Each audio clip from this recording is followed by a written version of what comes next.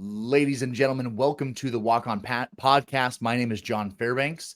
I am with Andrew Blaylock today. He is here with us to be able to go over our second Swamp Kings companion episode. So this is going to be for the Swamp Kings episode 2, and this is going to be that companion podcast episode.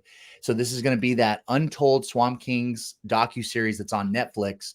So if you haven't watched that yet, go over there, watch episode 2, and then come back to us and listen to this podcast episode. This is going to be where we're going to go chronologically with episode 2. It's all of the year 2006.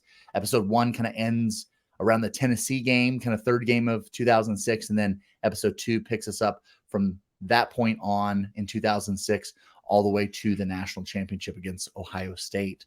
And so for today's episode, I am joined by Andrew Blaylock, who we played together as walk-ons on that championship team. Andrew, share a little bit about yourself so we can get ourselves started.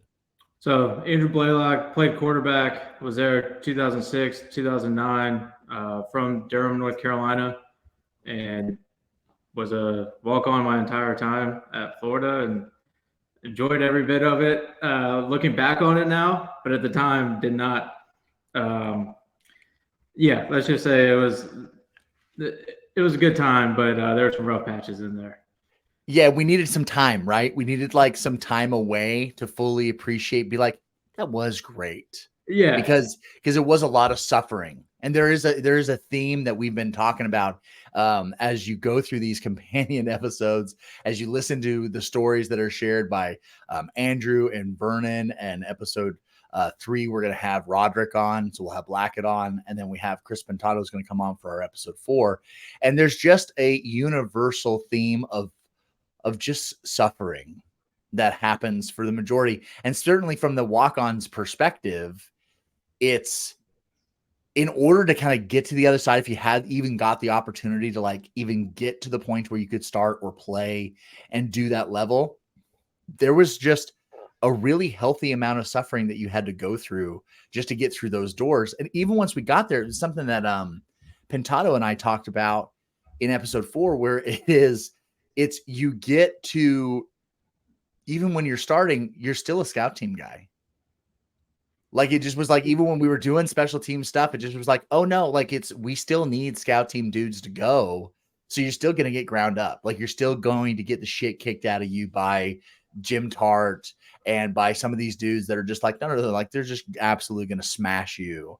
And you never got rid of the suffering. Like the suffering was kind of eternal. No, but you know, the good thing about it is like I look back on it, and with what I do now, like if I have a hard day or something like that, or like I just look back and like I just remember myself basically like during some of those workouts, you just sit there and like picture yourself on a beach somewhere. You just like had to like phase yourself out just for a second just to make it through there. And I'm like, you know what? If I went through that stuff, there's not much I can't go through.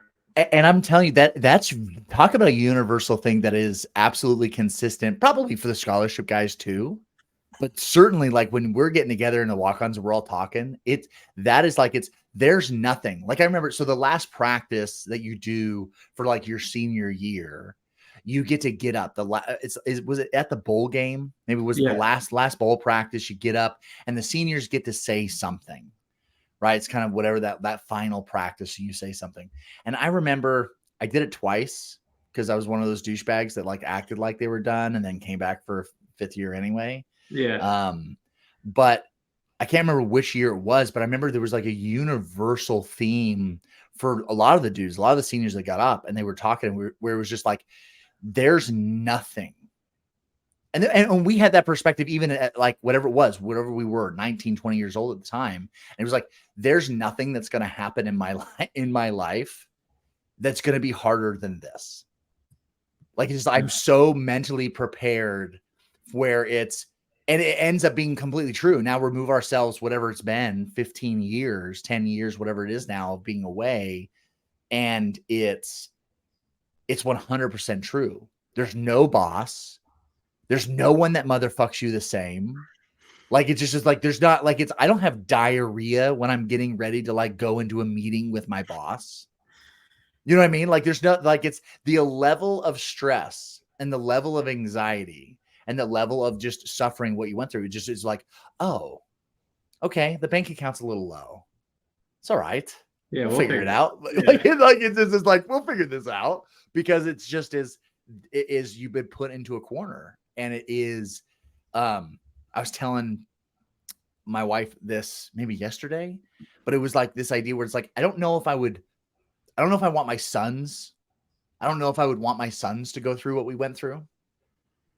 But while at the same time, I don't know if I would want to do it any different, because I know like what it made us and how we came out on the other side of this. And like, just as like, there's a gift that we were all bestowed through suffering and through like hard labor to get there, to where it's like, that can't be taken away.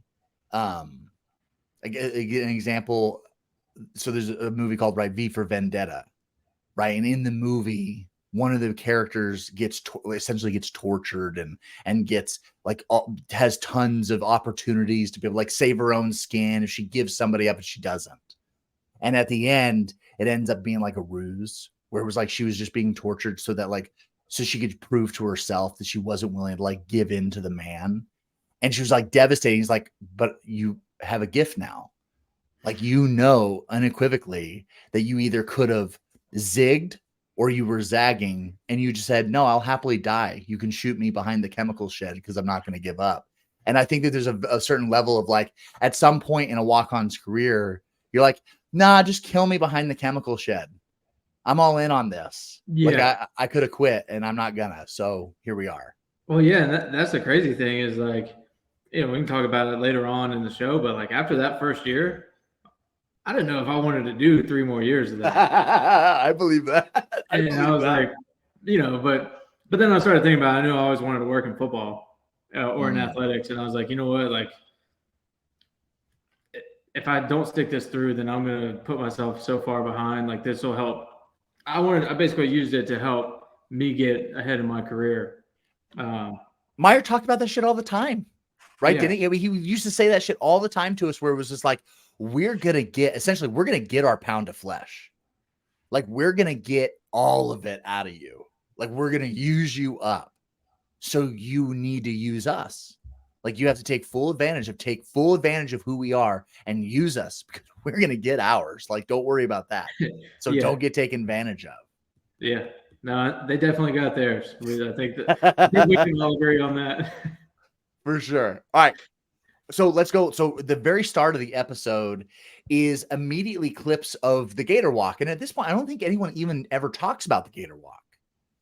No. But we see some clips. So this is where folks, where you can see players are walking and everybody's in suits and are all did up, and there's just walls of fans. And I had never seen that, right? I never saw it as a fan, right? So it wasn't one of those things where even when we were Shelton and I talked about the fact that as walk-ons, you get 2 tickets, and one of those tickets are for you to get to go to the game, right? So you can go sit in the stands with your mom. And but when you go get those tickets, you're not at Gator Walk. Like, so you're not going to Gator. So I didn't see it until I was kind of had the opportunity to experience it. And it's pretty crazy, where these people come and they line up and just wait to see you come off the bus in order to walk into the stadium. Yeah, and I had never seen anything like that growing up before. I mean, team I rooted for growing up, like there was not a following like that. And I remember with the Gator Walk, I don't know if you remember this, freshman year, those games that we did get to dress out for and do all that, they told us if you wanted to be in the Gator Walk, you had to meet at a certain spot underneath the stadium. And then you would have to walk with, I think it was one of the strength coaches. Mm-hmm. And you'd walk around the corner, basically from the edge of the stadium to around the corner, and time it up right with the buses.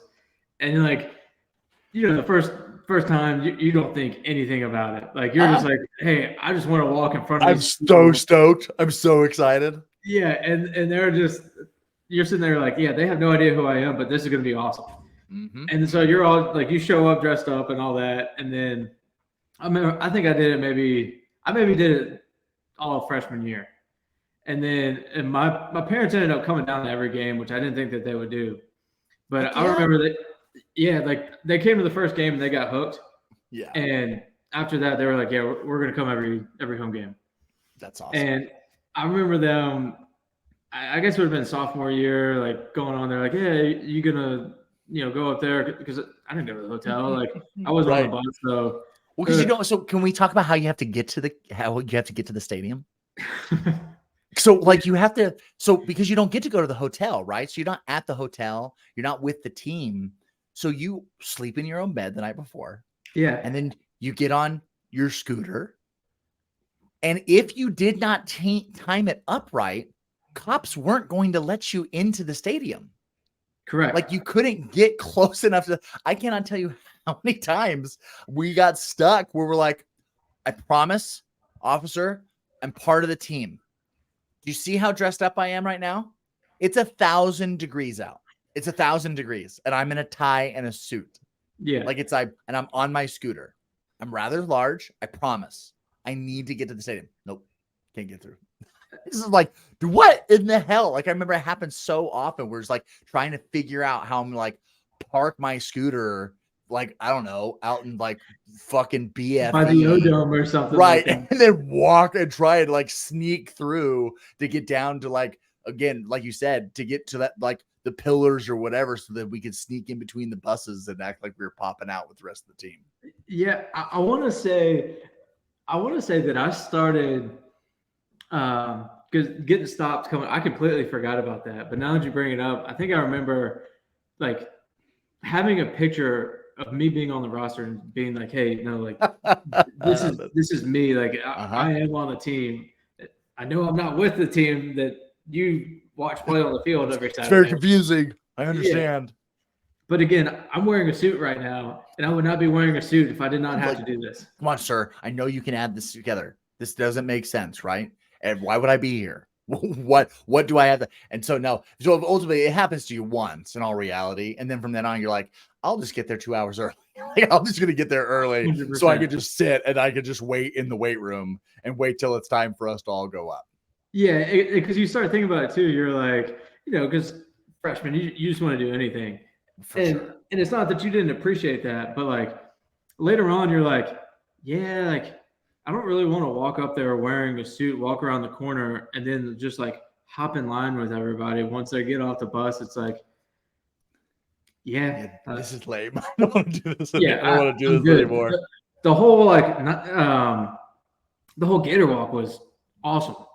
Yeah, but it was just that part of walking up to meet the buses. After a while, you're just like, no. Well, because you're sneaking, right? Like you're sneaking up there. Yeah. And it does, and the novelty does wear off, sadly, right? Because the reality is that it's tight. It's a big deal because as a walk-on, I'm going to keep bringing it up. We bring it up in a lot of these episodes, but it's like it's the notion that it's your superstars get treated like superstars and your shit gets treated like shit. It's like as a walk-on, you were lower than shit. Yeah, we were lower than that, and so it was a big deal when that roster came up. And it wasn't just walk-ons, right? The reality is you had some low-level struggling scholarship guys that got treated in a similar fashion.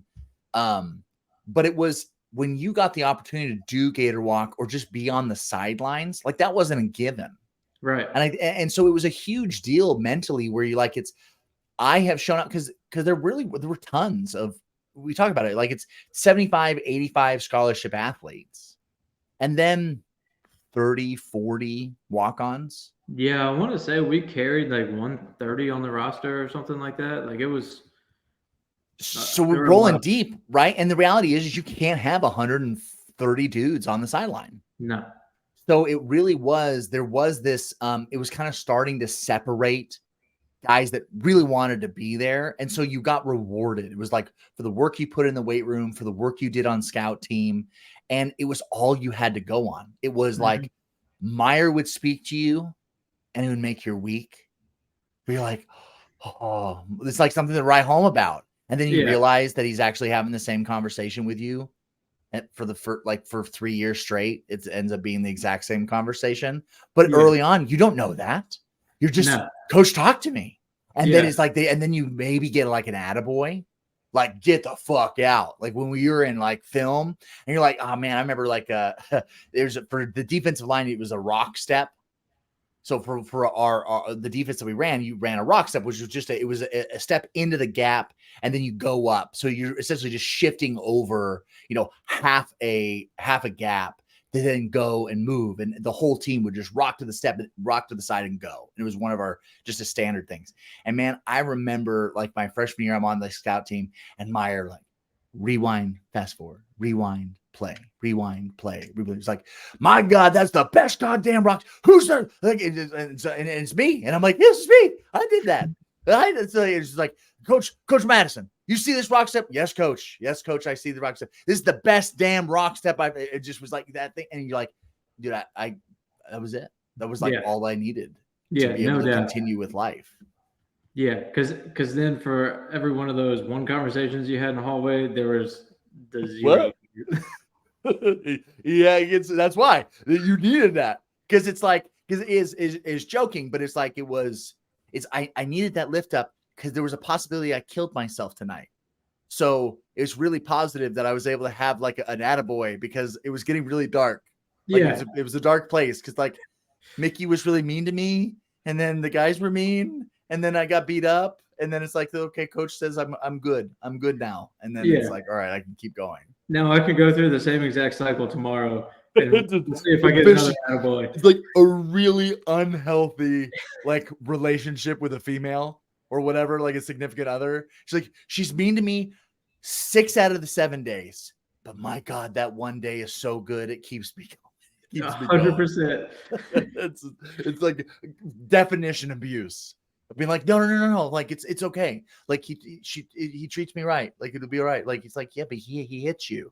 Like, yeah, but I know he loves me. It's okay. Yeah, he rewards me the other day. It's okay. It's exactly what it was. So that was like, so Gator Walk, they show it, and definitely that was, I remember, so my first time doing the Gator Walk, I think I want to believe, my heart of hearts wants to believe that Schmieder was there, because I just remember, and I don't remember, when did Schmieder get he didn't come with us in 06, no, was he? I think he came in 07. I think so we had to have done it. Well, I remember I was there for Schmieder's first, and I just remember he was just, it's when he had like the afro, and he was just like, this is amazing. Like, I was there for that one too. It was just like, this is the most incredible thing I've ever done. And it just, and that was cool, as being like, once you get a little bit older and still being, you're not any really, at the end of the day, you're not any different than any of like the younger walk-ons that come in, but you just have so much perspective on them. Yeah. So it is really, it just is like, it was awesome just to see them be truly excited of like those little things, and being like, all right, like that's awesome for you guys. Like get those little wins. I referenced a scooter. So I referenced the fact that we would scooter to the stadium. Did you have a scooter? Yeah, so I did, but I remember I went down there 2 times in high school. I went down like January, February, whatever it was, my senior year, and then I came back for the spring game. And okay. And while I was down there, I don't think I noticed it the first time or the second time. I saw everybody on these scooters, and it's funny what the thing that I thought about at the time was the old, I guess it would have been like GTA, like Vice City. The little like scooter you could get in that, and just how it was like the worst thing you could have. Like everybody was like laughing at it. Me. Oh yeah, absolutely. So I remember, and I was sitting down there talking to my brother. He's like, "Yeah, I mean, you should probably get one of those." I was like, "No." I was like, "I'm never gonna have one of these things. Like, those things look so bush league." Like, have you seen how you look on one of those? There's no way I'm gonna get one of those. Yeah. So I said that. So held true all summer. I had a car down there, and then I remember I got down there right before summer B, and my first summer B class was something like English class, but it was all the way out on University. Like it was in a random building, basically across from the library. So I took statistics in that building. I know exactly what building you're talking about, because I used to like camp in Chipotle. Yeah. Like just all day waiting for this like 6 p.m. statistics class that I had. Yeah. So, and of course, when you get somewhere new, you're not going to just hop on a bus. Because I can't remember who it was, but somebody was like, yeah, I hopped on a bus. The next thing I knew, I was at the mall. That's awesome. That's exactly what happens. And so I was like, all right, I'm not going to get on there. So I would walk like 25, 30 minutes from Springs to that class. And I did it the whole time. What's the month for summer B? Yeah. I was like, so is that June? Right? That's June, July. Like yes. So walking. it's hot. Yeah. It's smoking hot. And I remember the fall came around. I was like, you know what? Like my parents were down one week, and I was like, hey, I know I said I didn't need it because it was like you, Mike, Bo, somebody. I'd always just say, hey, can I get a ride? And so I was like, hey, can I get one of these? Because we're at Springs, right? At this point, we're all in the same dorm, so everybody's literally living like it's the same parking spots, all in that one spot. Yeah, and we were always in the same lift groups. We're always whatever we needed to do. One of the lift groups, we knew it was going to be at 6. Yep. And so finally, I got one, and it was the most clutch thing to have the rest of college. Like I remember, I got one stolen, like one broke down. Like, did you really? Yeah, and the worst thing about a scooter is those days where it would just pour in the afternoon. Oh, and so, and especially if you were already to the point where there was no turning back to like go get a jacket or something like that, you just show up to class and it looked like you just went swimming in all your clothes and you're sitting there in class and like you just kind of look around, everybody's kind of looking at you like, yeah. Yep, this is me. Nothing I can do. This is what I remember. So I get the scooter, the first scooter I got, and it was, it's 49 cc's. And I remember being like, you're going and you're just like, this is as fast as it goes. This is bullshit. Like it just was like, because again, it's just, you're a big human. And I was like, there's no way. I remember I was like, so what are the laws? What's the exact CCs I need? Like, what do I need to get? And so then I remember like I just like systematically was like just leveling up scooters till I could finally get like scooters that I felt like were proper. And so it was like that scooter place that was had been making just oh my god filthy amounts of money because it was like they were like $1,000. It wasn't like they were a couple $100. Yeah, no, those things cost more than what you thought that they would, and it was for sure. And think about it, everybody on campus had them.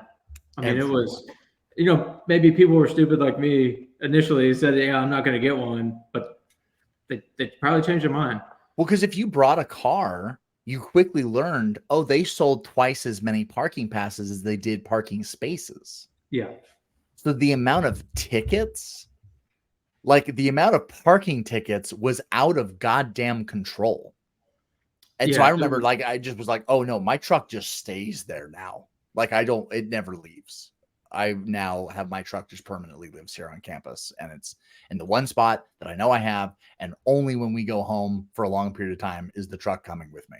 Otherwise, and then you start figuring things even later in college. Like even if you move off campus, you're like, all right, do I really need to have my car for this, or can I just take my scooter over there to go get it? Yeah. And then eventually I had got a thing called a big ruckus, and that thing kicked ass. Wasn't that like basically the motorcycle that wasn't a motorcycle? Yeah. It was super sweet. Like it was, and it had like a backrest.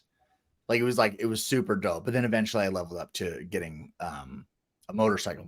I got like a Yamaha V-Star motorcycle, probably in 2009 or whatever. Like I think I was married at that point, like 2008. Yeah. I had finally got one. But again, it just was the idea where there was no way. Like if I'm going to go to, and ultimately the excuse that I used of getting the motorcycle, which my wife had no idea about. So she was super stoked that I showed up with a motorcycle. It was like, I'm like, listen, it's dangerous to be on a scooter. Like you pull out, like you have no get up and go. So it's like, I need to have a proper amount of get up and go. And so therefore I bought a motorcycle because that makes sense. I mean, it 100% makes sense. It was 100% logical. So as we go into this part of 06, they start to kind of share. We're getting into the games. Obviously, we were already in Tennessee, but there was a note that I made of like the mentality of freshmen when they first are coming in. Yeah, it was. So it's funny. I was thinking about about this last night actually, because I rewatched it again. I think I've seen it probably 3 times. Like if I just get bored, I'll just there's nothing else on TV. Like I've watched The Office a million times. Like I can take a break from that. Sure. And one of the coolest things, and I feel like Chris Leak wasn't given the right respect for the player that he wasn't on that show. Sure. Because like there's no chance in 06 that we win that if he's not the quarterback. 100%. And I remember one of my like first things on campus that was the coolest thing was so being from North Carolina. Chris Leak was from North Carolina. He was a big deal. His high school was like it was Chris Leak, and then I think Joe Cox followed him up at quarterback at that same high school, and they beat everybody by a million points. But Chris Leak was a huge deal coming out of high school. So I just remember like one of the first days I'm down there in Gainesville, I get a call from a random number. I pick it up. It's like, hey, Andrew, this is Chris. You know, we're going to throw it this time. No shit. Like, that's cool. It was like kind of one of my things. I was like, all right, this is awesome. And like, I remember he had, this kind of gets me into fanboy a little bit here, but I remember we had a break and I went home and I missed his call and he had left me a voicemail and all that. And I was sitting back there and I was telling all my buddies from high school about it. And they were going nuts just about the fact that like he left me a voicemail to go throw with the guys and stuff like that. So like that was one of the coolest things. But when throwing with those guys, I quickly realized my arm was not quite what their arm was. That's awesome. And even my athletic ability, not really on the same playing field. Not quite up to par. No. And then like the other guys, like especially in that 06 class that you look like when we got there that first year, like you looked around and the people that you saw, like they were just different. You're like, and especially like where I came from high school, I mean, you know, decent sized city, but we just didn't have like Carl Johnson was actually from my city. So I didn't know that. Yeah, me and him actually played AAU basketball together. What? That's awesome. So like I saw he was like an outlier in our league. Like he was a massive human being regardless. Yeah, Carl's calves were the size of my waist. Yeah, like I'm sick. I was 6'5", 250 when we play. You know what I mean? When we first get to college, I'm 6'5", 250, and Carl is what? He was 6'8", 380. Yeah, he was up there. He was enormous. He was huge. And he could move so well for being that big. For sure. And so like I wasn't used to seeing all these guys. So like I get down there and I'm like, damn, like this is what these guys look like. And you start seeing those guys run around a little bit, but then you're thrown out there like in the first practices that we had that fall camp. And like you're seeing these dudes run around in pads, and it's almost like somebody blurs past you, like some of these receivers or some of the DBs. Oh yeah. And you're sitting there just looking at them, and it was incredible. Yeah. The amount of like people, the word freak show athlete is thrown around a lot. I would agree. But our team was full of them. Like we just had like that staff, and like being on this side of it now, like it's incredible looking at the fact that staff could find and just develop that many just like freaky athletes on one team. I called it a razor's edge. I've referred to it now as it was like a razor's edge that the recruiters and our coaches all walked. Yeah. Where they went and found just the absolute freakiest athletes that existed and secured them. But it was that razor's edge of like, all right, where we pulled these dudes from. Yeah. It was clear, right? I mean, there's a reason why it's like it truly it felt unique and felt special. And it may have been one of the reasons why when we played there, 41 total players have been either arrested or jailed. I think it was just on that 08 team, not Good just Lord. while we were there. Good Lord, Andrew. So like people always ask about playing there, especially with this. And they're like, yeah, y'all had that many people arrested. I was like, yeah, you know, I was one of the few, the proud, the unarrested, like The unarrested. now, were there a couple of times where maybe I could have been? Sure, for sure. Sure. But yeah, the thing I tell everybody about those guys though, like when you're talking about the razor edge, the one thing that I think that they did and that they hit on a lot more people than they missed on, because there were very few misses that came in there that didn't work out, at least while we were there. And like I don't remember all of them. I feel as far as misses, like I would say, as far as athletes, for sure. Right, if we're talking about like athletic ability, but if we take it, because this gets me to like the thing I was thinking about, which was like the idea of like the mentality of freshmen that come in. If you think about like that 06 class, I mean, remember Chevy? Yeah, Like remember like there was an attrition rate that however, you know, it was Vernon referred to it as a dictatorship, right? Like Myers, because he was talking about like the perception from guys that were there in 04. And then get to 05 when Meyer first shows up, coming from like Zook being a player's coach to Meyer being not a player's coach. A certain, I think that's fair. A certain player's coach. And it was that dictatorial style where I think those freshmen, when they're coming in, and it goes to another topic, right? With like 5 stars that come in, they're told that the shit does not stink. Yeah. They're told that they are God's gift to humanity all through the recruiting process. And then you show up and then it's like, oh, you have no clue that it's like, no, dude, you are the bottom of the barrel. And that is what makes it starts early. And it does, right? And so, yeah. And it is one of those things where you can tell, like for us, we already had to have the mentality that we're going to do something crazy. Like, yeah, I'm going to walk on, I'm going to try and earn my way, where a lot of these dudes were like, oh, I was supposed to be the man. And now it's like, oh, you're not the man. And watching, and then being us getting to be older guys and watching young scholarship guys come in and just being able to just knock their dick in the dirt and just being like, oh, dude, welcome. This is going to be your life for the next 2.5 years. Well, and what was so interesting, even like piggybacking off of that too, like with the freshmen coming in, you know, everybody thinking you're so good, you know, the coaches would tell you, you know, otherwise, you know, the whole de-recruitment process, like, hey, we're not recruiting you anymore. Like this is real life now.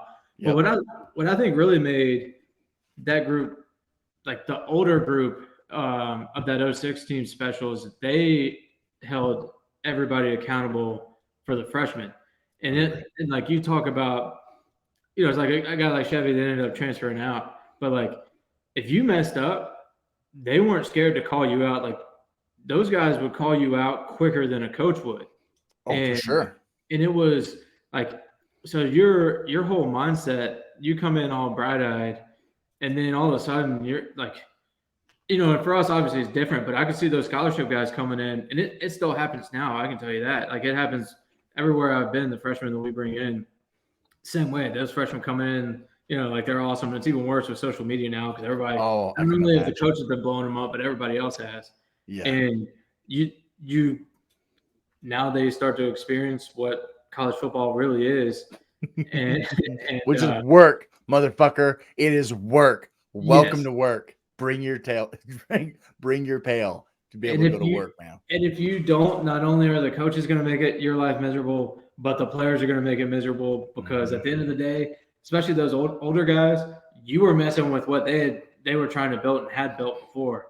Yeah. And it was, and honestly, that the 07 class, I know that they kind of talked about, but that 07 class came in like that, and that's you could tell that they all knew that they were really good, but they didn't have that. The de-recruitment didn't happen as early, and it was but you look at it, it's because we didn't have the leaders in 07 like we did in 06. Or at least they weren't as vocal about it as the guys in 06 were. Well, and I believe it's because that void, right? A void happens. You lose a leader. The guys that were underneath, and I'm not going to pick on Johnny Brantley, but I'm going to use him as an example, right? Johnny doesn't get a chance to lead, right?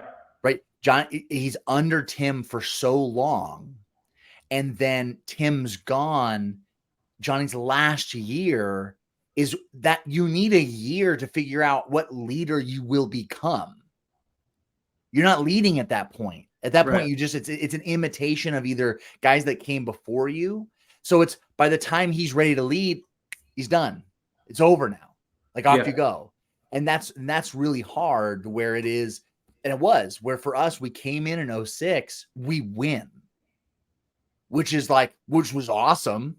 But it was like the worst case scenario, right? To have the 06 class win right out the gate, because then they get to 07 and it's like, well, shit, we're awesome. And then we won last year. And then it's like, oh, we're not awesome. And then we go through the fires of fucking Mordor to be able to be then deconditioned of whatever those feelings were that anyone had. And that's when those guys learn to lead. But you have to have 07 to get to 08. 100%. And those guys have to have 05 to get to 06. Like it just is. And so it definitely was. I remember our freshman year, the first time we got punished, and it was like, like writing on the wall of like, as a group of being punished for what others do. And it was like, we had a lot of the guys that were our freshman class, they just weren't like bringing like backpacks or anything to class. So it just was like, either they weren't going to class or they were just showing up and literally just sitting there. Yeah. And I remember they called us into the weight room, just the freshman class. And they took us to over by where they used to torture, where they would do like biceps and like wall sit torture. Yes. And there was a door that then took you up that stairwell to the top of the stadium that was essentially it was like, you know what I mean? A fucking tower of just cement darkness in this stairwell. And I mean, they had us run for what, like an hour? Like running up and down those stairs. And it was constant. Like it wasn't one of those things where like, oh yeah, hey, run up, come down, you take a little break. No. It was nonstop. And I remember like, it's because my mentality, how I ultimately want to get to Florida and the things that I had goals to do. My mentality was just like, go. Like I'll out hit anyone. And that was kind of like my mentality. And so we get to this, I'm not in great shape, but like my mindset is there. So I'm with Tim. So I'm like, this is the dude to follow. I've explained it before, but it's like, I was from California and I didn't fucking pay attention to ESPN for anything. Mm-hmm. So I don't know who the fuck Tim Tebow is. But right? I don't know what he was doing. I knew you could see it, right? You could see that this dude had a drive, right? Like you knew that he was the real deal. And this is summer B, I think, right? This is when we first are getting there and kids are getting in trouble or whatever. But I knew he was the dude to follow. And so I remember he's just like, you just stick with me. And I'm like, well, I'm going to stick with him. And like, it didn't matter how much want to I had in my body. I was not physically capable of sticking with him. Mm-hmm. It just was at some point, it just was like, dude, I'm dying. I'm literally dying. Never reached physical exhaustion ever in workout. 100%. I would 100% agree with that. Whether we were running stadiums, doing those stadium steps when we were fucking 18 years old, all the way to anything. It was like he wasn't the best athlete, but exactly like it was just, there was no such thing as he didn't get tired. Yeah. It was very bizarre. And it was crazy because some of those guys can go all day because they don't strain themselves to go that hard for that long. He strained himself just redlining and like still somehow like we could have run an entire stadium and you would have told him, hey, we're actually going to do another one surprise, and he just would have taken off and done it. Like that dude, let's go. Yeah, we're going. His wiring was so different, like from a competitive nature, and just like really at the end of the day, that's what it comes down to. Is he was just more competitive than every single person there. Yeah. Oh, not even close. And it wasn't even close. And that was like, if we were doing L drills or pro shuttles or that kind of stuff, it didn't matter if he was going against Percy.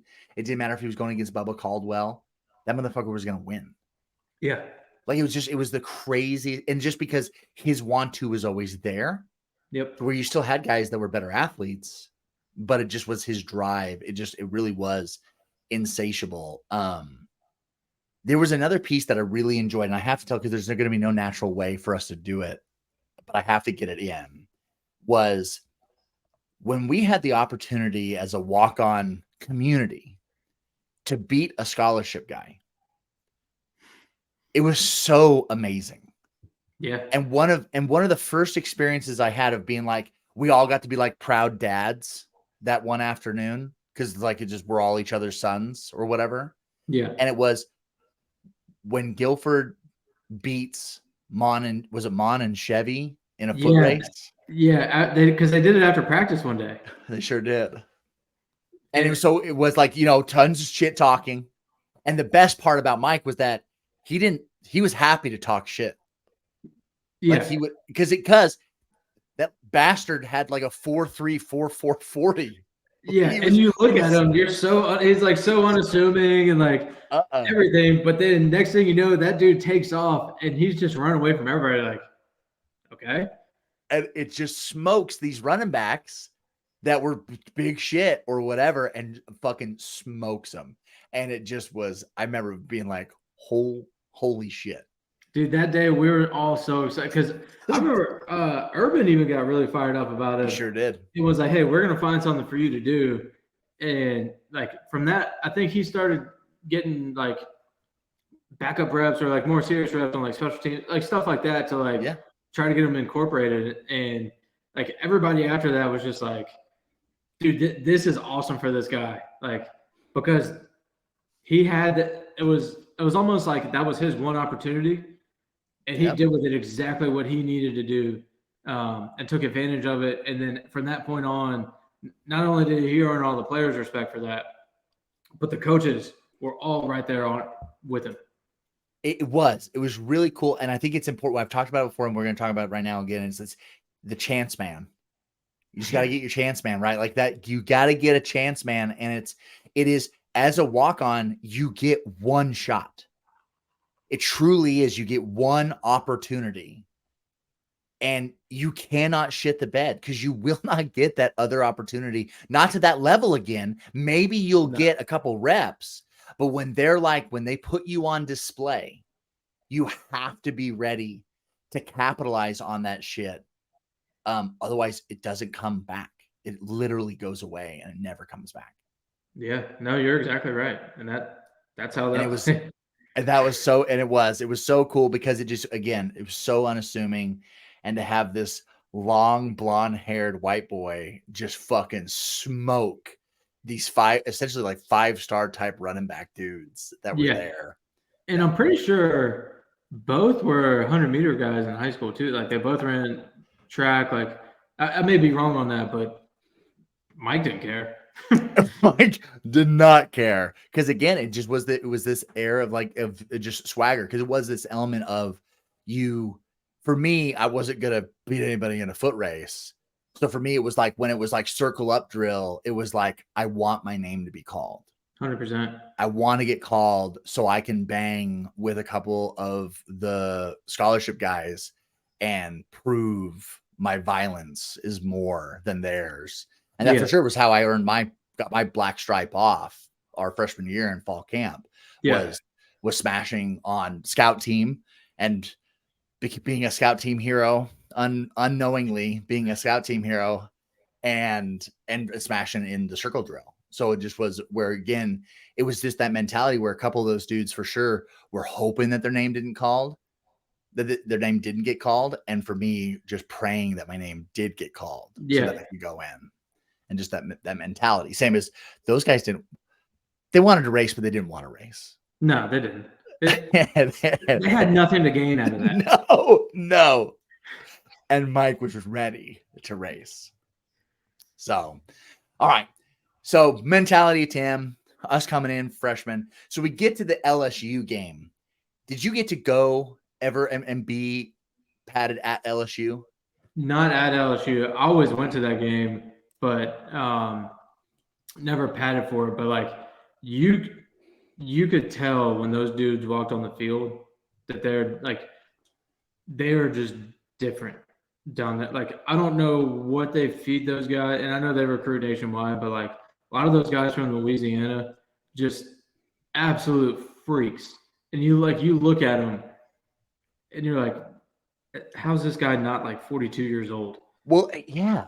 And there was only one other team that we ever played that I had the same feeling about. So you have awesome stories from like the quarterback perspective. Like I lived with all the linemen.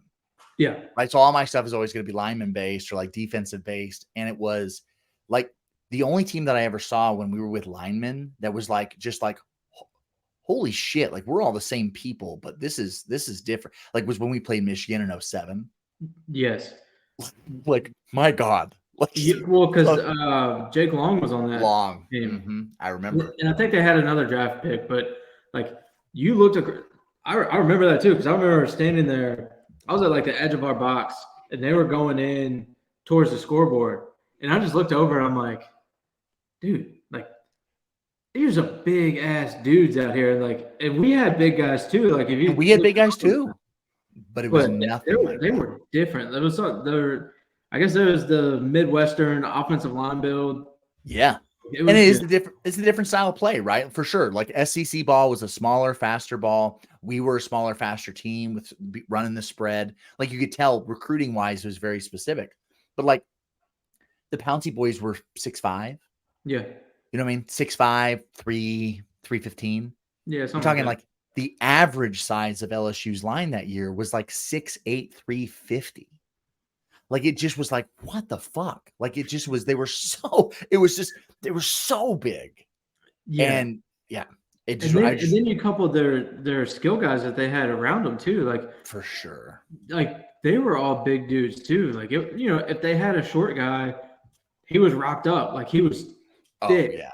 I mean, and I think that year in 06, Jamarcus Russell was our quarterback.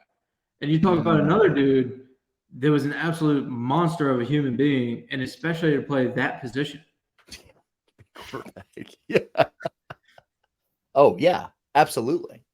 And it was, and how we lifted. So having perspective on how we lifted weights has been interesting. Because I remember when we were in it, I never thought anything about it. It wasn't until I was told and like that was it, right? This is going to be good for you. You're like, okay. And you think eyebrows go up in like 07 when like 15 dudes tear their ACLs. Yeah. Like it's like, oh, there's something here, like something's happened or whatever. Or this is the worst luck in the history of humanity. But it was in 06. I remember I started kind of talking to some of the guys that I had played high school ball with, and now we're like at Colorado, and hearing how they were lifting. I just remember being like, well, that's weird. Like you guys just play obviously different style of football. We don't lift that way. And you guys actually lift weights to, like get bigger and get stronger. And so knowing this, right? Knowing how our style of lifting was, which was like just a tool for mental toughness was how we lifted. Yeah. It just was like, no. This is just, it is mat drills with weights. Like that was it was an iron version of mat drills that we do. And we have, you have the midnight lift, which was a fun version of the Valentine's Day Massacre. See, it's so funny that you say that. So since the show's come out, like people I work with or people I've worked with in the past have been like, hey, it's like, y'all go and lift at midnight? I was like, yeah.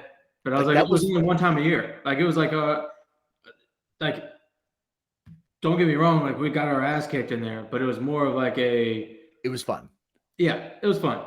It was supposed to be, you get dressed up, you wear war paint, like you just, everyone's getting crunk. It was not the Valentine's Day. Yeah. And that's what I would say. I was like, yeah, we did that. The midnight lift, that looked like it was brutal. They don't have any video of the St. Valentine's Day massacres that we would do. Jesus, no. And I remember, and I'm telling people, being in that 6 o'clock lift, you don't know what you were walking into. No.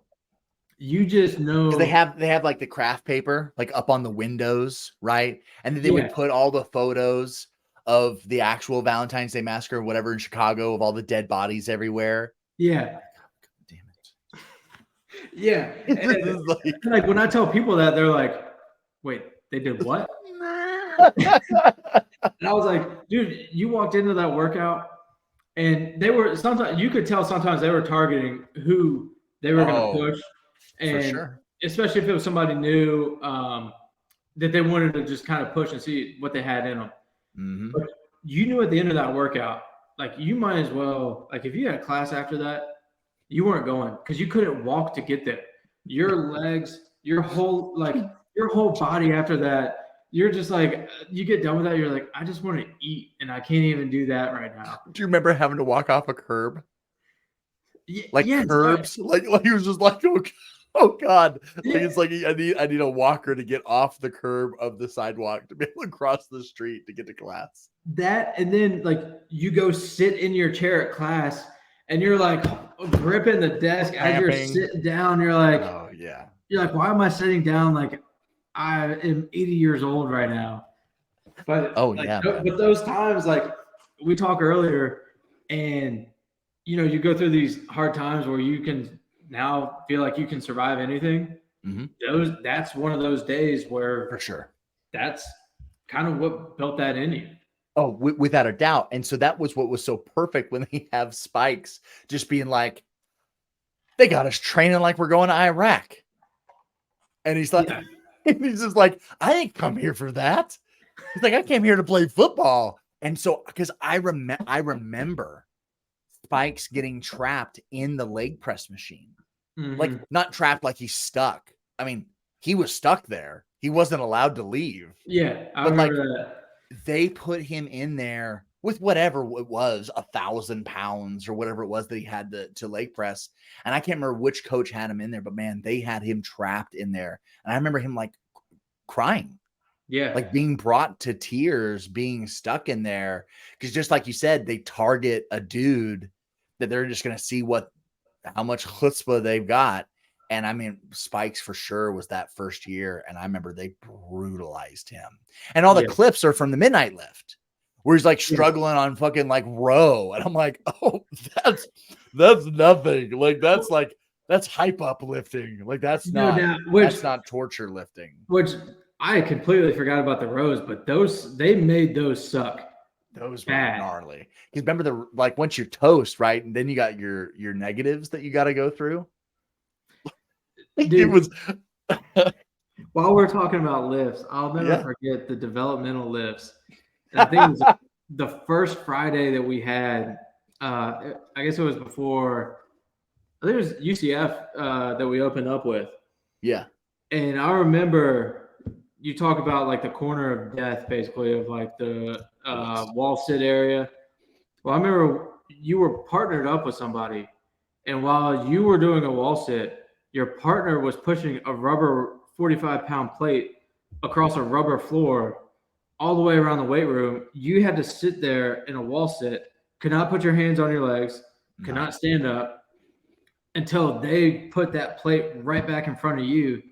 And then you went and That they was my sat there. rest. Yeah, however you want to look at it, right? You were either resting while sitting or you were resting while plate pushing. It was either Yeah. one was your rest. And the whole time you're pushing that plate around, you're in the back of your head, you're just like, obviously you want to get it done, but you're like, dude, I got to get back. Like, if we're partnered, like, I got to get back because I want John to get up. Like, I want to be done. I'm fucking that guy. That guy's Yeah. getting fucked right now because Coach Mark is right there.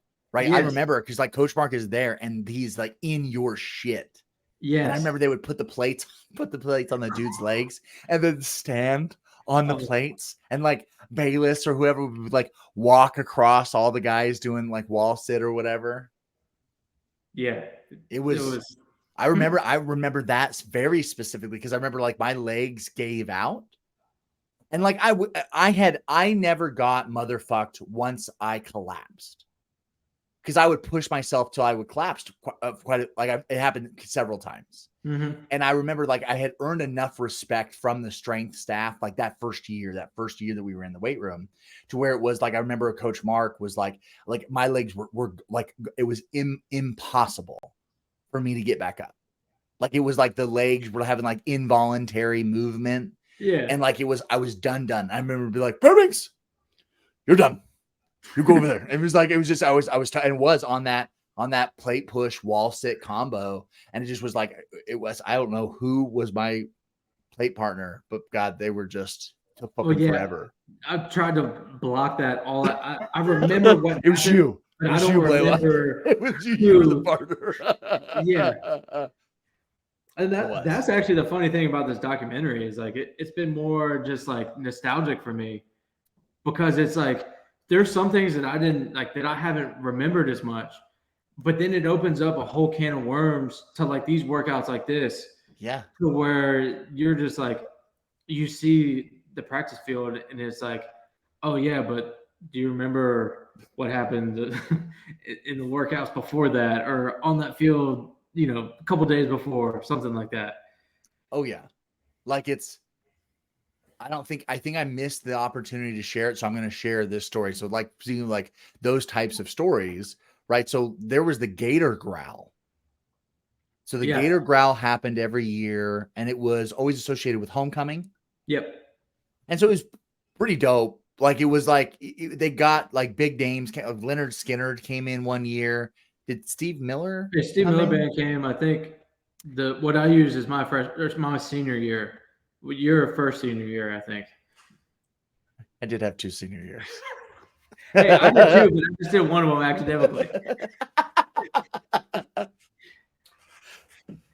And I'm waiting in line because I don't play until I don't really play until it's like 2008 and 2008 and 2009 were like I become like starters on different teams. And I can't remember one of the years like I actually like went, they put you in the tracksuit or whatever and you're like on the stage for whatever. And I think it was your senior year, right? So the senior year you get to go and be on the stage. That's what you were alluding to. Yeah. And one of the years we're in line to be able to go in or get tickets or something. And I'm in line with my family or whatever. And have you ever gotten that lower back gurgle that happens when it's like, I have to find a place to shit in 45 seconds? Yeah, if not, I'm done. And we're toast, right? So we're backed up past the O-Dome where the practice field gates are right behind us. And it's evening. Like there's no bathroom anywhere. And I'm like, I have 45 seconds to get somewhere. Like I have to find somewhere. And I'm like, and I know we have bathrooms in the field. Like you walk in the field right there to the side, there was bathrooms. And the gate is open by the baseball stadium. Yeah. So power walk there, get to the door. Thank God it's open, whatever. Go to open the door to the bathroom. It's locked. So the bathroom is locked. And at that moment, I was at 43 seconds. So I take a shit on the practice field. Right. So I like grab the gate, shit in the practice field, whatever. And then that's that. Close, dodged a bullet. We go to the Gator growl, see Leonard Skinner, whatever. Dude. So this had to have been 07, right? This had to have been like 06, 07. Like this was early in our career being there. And fast forward to 2008, maybe, to where I am now traveling with the team, and we're at one of the dinners where you're like at the hotel, and you're at the dinner and sitting with the specialists. I think so. It must have been 09 because I'm sitting with the specialists. So this is now, and I tell this story, and everybody is fucking dying, right? Because I've shit on the practice. Because you hate the practice field. Like there's nothing good about the practice field. Like I've shit on the practice field. Like it's like that's it's whatever.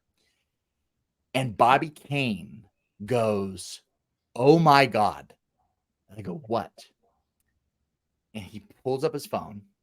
He scrolls and he scrolls and he scrolls. He goes, "That's your shit." And I go, "What are you talking about?" And he goes, because I think was the dude that took care of the grounds, was his name Smiley? Yeah, I think so. I can't remember. There was a dude that was like took care of the grounds and did an amazing job, right? The field was always in immaculate condition. And so I guess because the specialists were always back in that corner where Smiley's main setup was, right?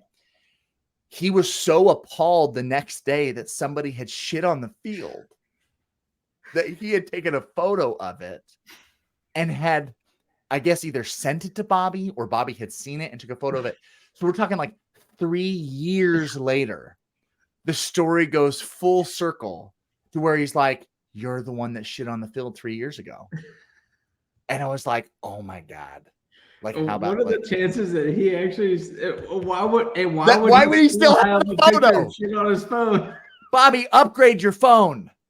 Be like a normal goddamn human and upgrade your phone every 2 years. It's been 3 years since I shit on that field. You should not have that picture still. Oh, So, well, stories of happening on the field. well, mine does not come anywhere close to that. And I told you this one when we talked last week. I think it was. It goes with those workouts. I remember it was one of those first. I guess it was the first Friday workout because before the first home game. Yeah. And we work out at like 2:30 in the afternoon. My story does not involve shit. I didn't get to that. I gotta preface everybody. Yeah. Poo is not related to this one. But I remember at the end of our workout, they had us sprint the stadium steps, or not the steps, the actual bleachers. The bleachers, God bless. I remember doing that. After everything that we just talked about, like of dying in the weight room. And there was always like a leg blowout. They already like blew your legs out of the goddamn water. Yeah, they didn't care about your upper body on Friday. It was all lower body. They wanted to make sure you could not comfortably, we're talking about shit, you couldn't comfortably go take a shit. Until Monday. Yeah. And I remember I had eaten, because I didn't eat before workouts in the morning. Just, I knew better. Sure. But I ate lunch that day, and I had a red Gatorade at lunch. And I remember we were sprinting up these stadium steps, and I get like 10 rows from the top, and I just puke everywhere up there. Like, not on the actual like bleacher seat, but like right behind it, like wherever all you the walk concrete. Yeah. Just everything I'd eaten for lunch. It was all dyed red. But Andrew's dying. Blaylock is puking blood at the top of the stadium. Well, he's got 6 more stadium steps to run. So he needs to finish that. And it's funny you say that because I'm pretty sure right after I did that, they like let me catch my breath for a minute. They're like, "Oh yeah, you still have the rest." Yep. Yeah. Still got to go on. But ever since I did that, I always think about the next day. Like, did the strength staff ever tell anybody, "Hey, somebody threw up in there"? So, and like, there's so much other stuff going on in the concourse, all that stuff. Yeah. Would anybody walk through the student section?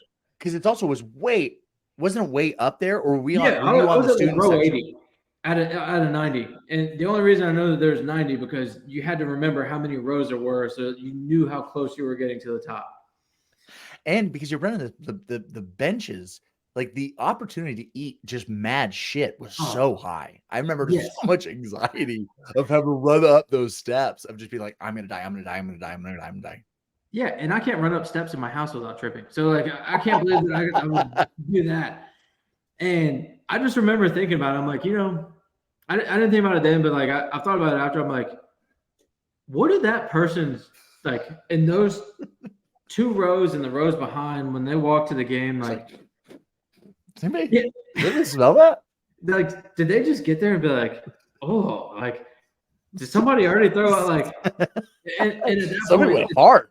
It's early enough in the season. It's been baking in the sun. Oh yeah. The next day, because we would have played at night the next night. Like, but I was thinking about that. I'm like, nobody probably did anything to clean that up. And the fact, like, that grounds crew guy, Smiley, he may have shoveled that up, but it may have sat there for a week before somebody was like, what is this awful smell that's out here? Yeah, you wouldn't assume there's a big pile of shit over in the corner by the door. Yeah. No. It was so lots of those stories. It when it comes to workout, so they do show. So this is where we get to the part of the episode where B-side kind of lays out the fact that it's what is the tone that's being set by the seniors, right? What is the tone that's being set by the guys? And so they showed everybody doing like A's and V's and the frogs and like the ab stuff. Dude, I had forgotten how miserable that was. Yeah, and you know what Like, really just pissed me off watching that video tell me. is you see Bubba Caldwell just sitting there sipping water, just relaxing, doing all that, while I knew I was doing everything in my mind not to put my feet on the ground so I did not get my ass kicked after that. And For sure. that dude looked like he was just on a beach just chilling. And I'm like, no, my stomach and his stomach look slightly different. Just a little, just a little bit different. Yeah, no, those things were miserable, and we always did them. Like, it just was like, it was always a part of our workout. And so Siler's talking about the idea where like a freshman running back putting his feet down. I can't remember who that would have been. I don't either. I don't remember who it was.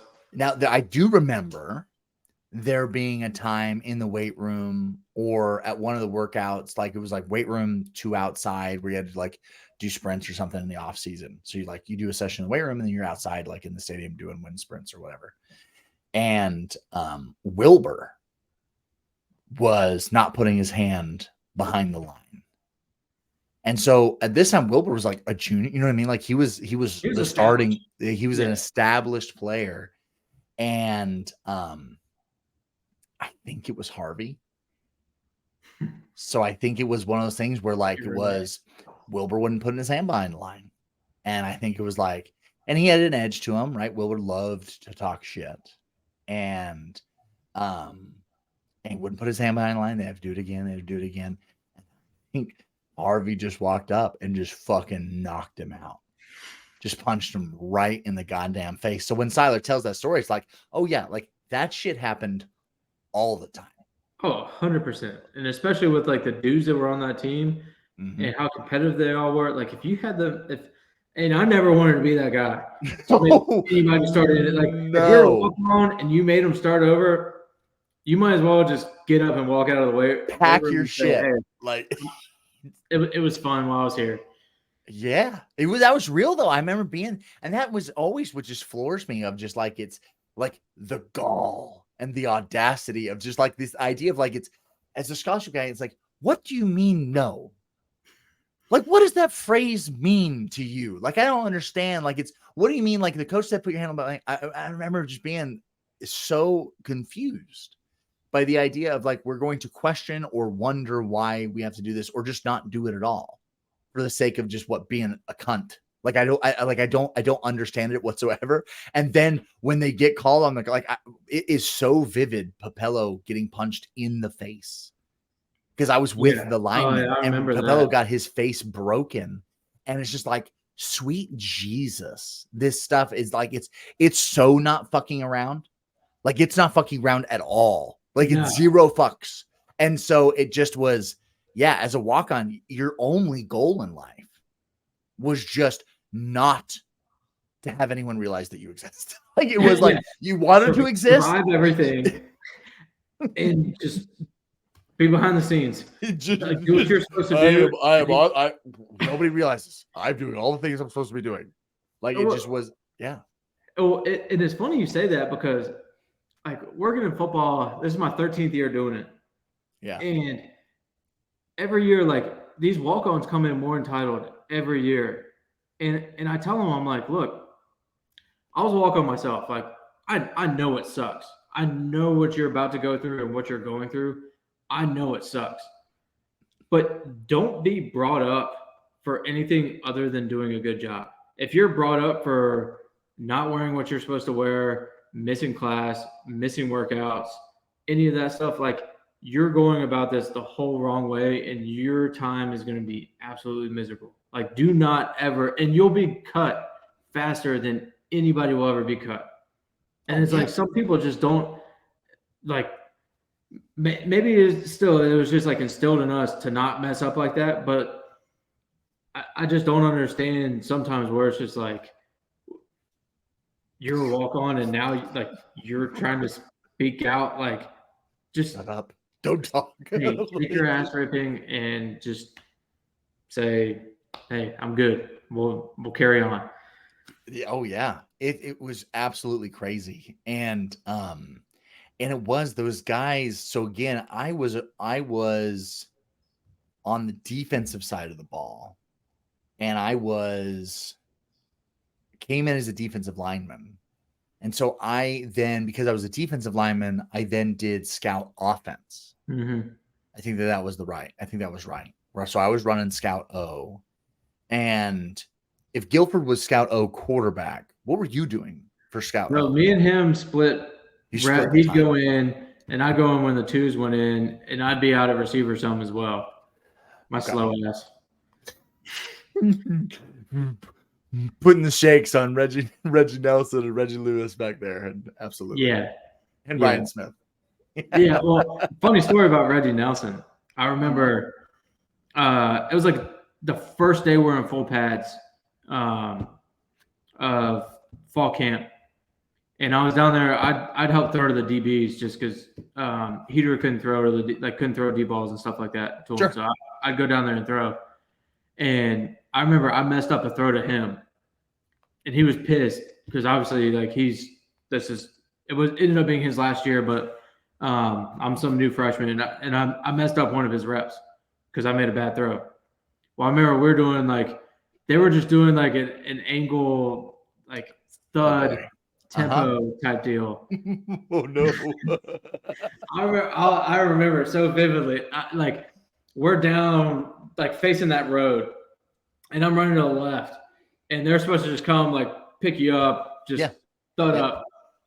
This dude picks me up and then just does one of these and puts me into the dirt. It doesn't say anything after it. Of course. And I'm just like, I know what that was for. I get it. And you know what? I didn't blame him because I fucked it up. I messed up one of his reps. Yep. Did I want that to happen?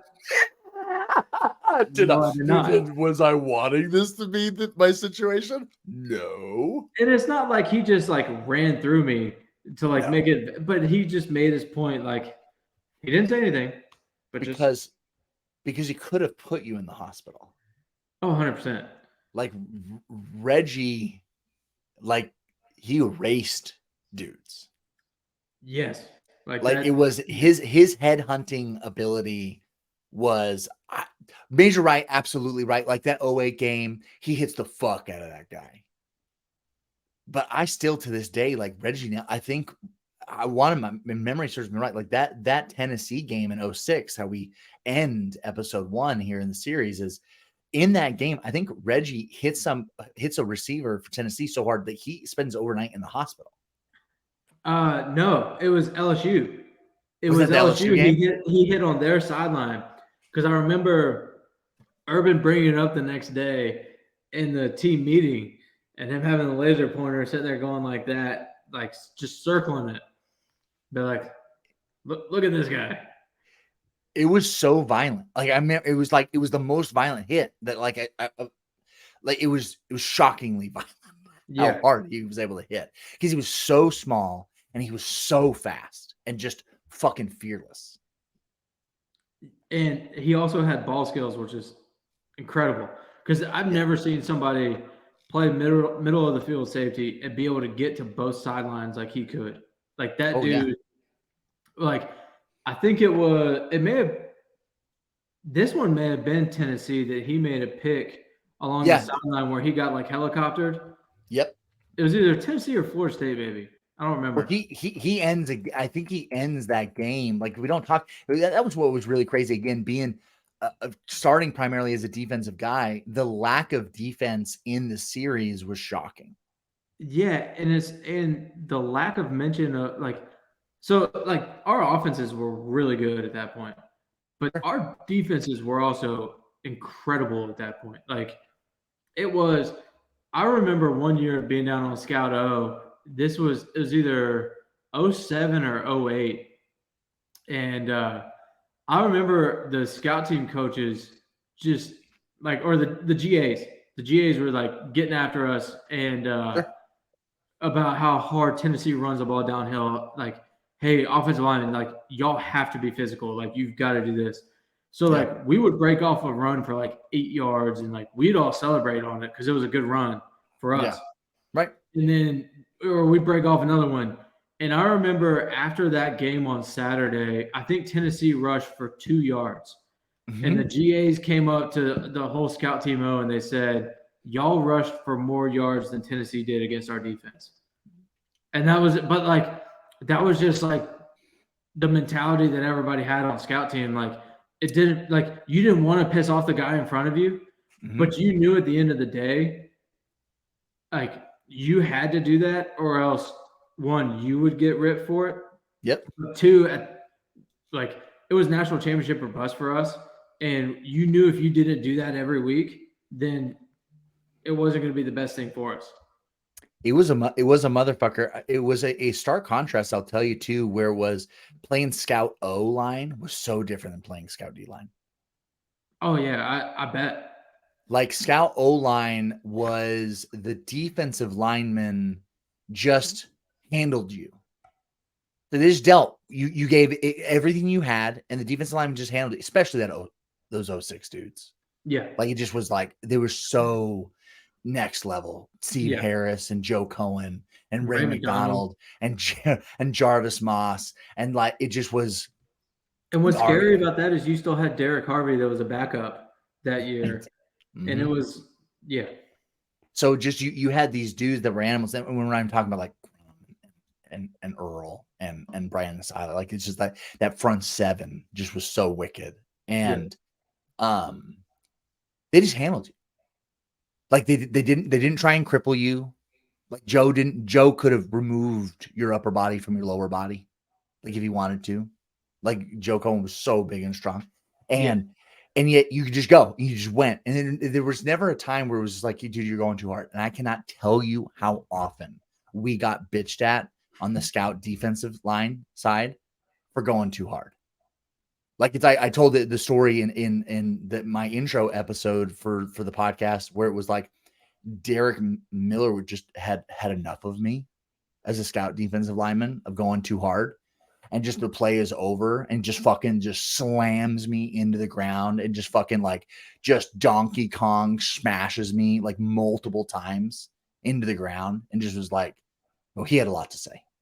Oh Like it yeah, was the I bet. opposite of it was the opposite of Reggie's story for you. Like it just was like, and it just that I was like, oh my god, like it was so brutal, but it was such a thing of like, you're going too hard. You know, he's like, oh, it's easy, easy, easy, easy. It was so much of that on that But side. but here's the problem though, especially for you on that. Mhm. You knew that if you didn't do that, then Adazio was going to be ripping you, and like, and Adazio was obviously one of the best coaches been around. Like, good head coach after that. Like, I'm surprised that his head coaching career didn't pan out better than it did, just because that dude was tough and like He was tough he knew what he wanted. for But sure. you knew at the end of the day that if you were doing what you were supposed to do, that Mhm. that dude was going to be breathing down your neck and yelling at you, and you would much rather have a player do that than him do that. 100%. And I hated Steve Adazio. Like it's taken me a long time of distance to appreciate Adazio for where he was and what he did. And mainly, and I tell the story with Pintado, but it was like I had a very specific interaction with him of him telling me how unathletic I was and how I didn't belong on the kickoff return team. And so that's when I made it my personal vendetta to injure every member of his kickoff return team until I became the starter. You can hang on to that story. You can find that in episode 4 of of these companion episodes. I go into great depth, and it was pretty funny just because it was. Anyway, I'm not going to tell the story again. Yeah, It's coming. no, yeah, Enjoy that keep looking story. up. But for sure, it was just that fine. It was that fine line. But it was this pride that existed for a scout team where it wasn't just you weren't just a piece of shit that had an orange jersey. Mm-hmm. It really was. And this is where like Chris kind of had a different feeling about the '06 rings for him personally. And for me, it was like, I don't have less pride for those '06 rings. Where it's, yeah, if I look at the '08 ring, like I played and I was in those games and stuff like that. But it's like, dude, I worked so fucking like we worked so goddamn hard on the scout team in 06 of like just going against those dudes and grinding. And especially once we got into bowl week, like we're jumping ahead, but it's just this idea of like, it just was, the work was real. Like the pain was real that we put in. Like it just was like, for sure. It wasn't like, oh, I didn't play. Like I never felt that emotion. No, I didn't either. And that was like, that's the crazy thing is, and you even, I went to the 06 reunion. I wasn't able to make the 08 one, but it was interesting with the 06 one. It's like you go there. I hadn't seen some of these guys for a really long time.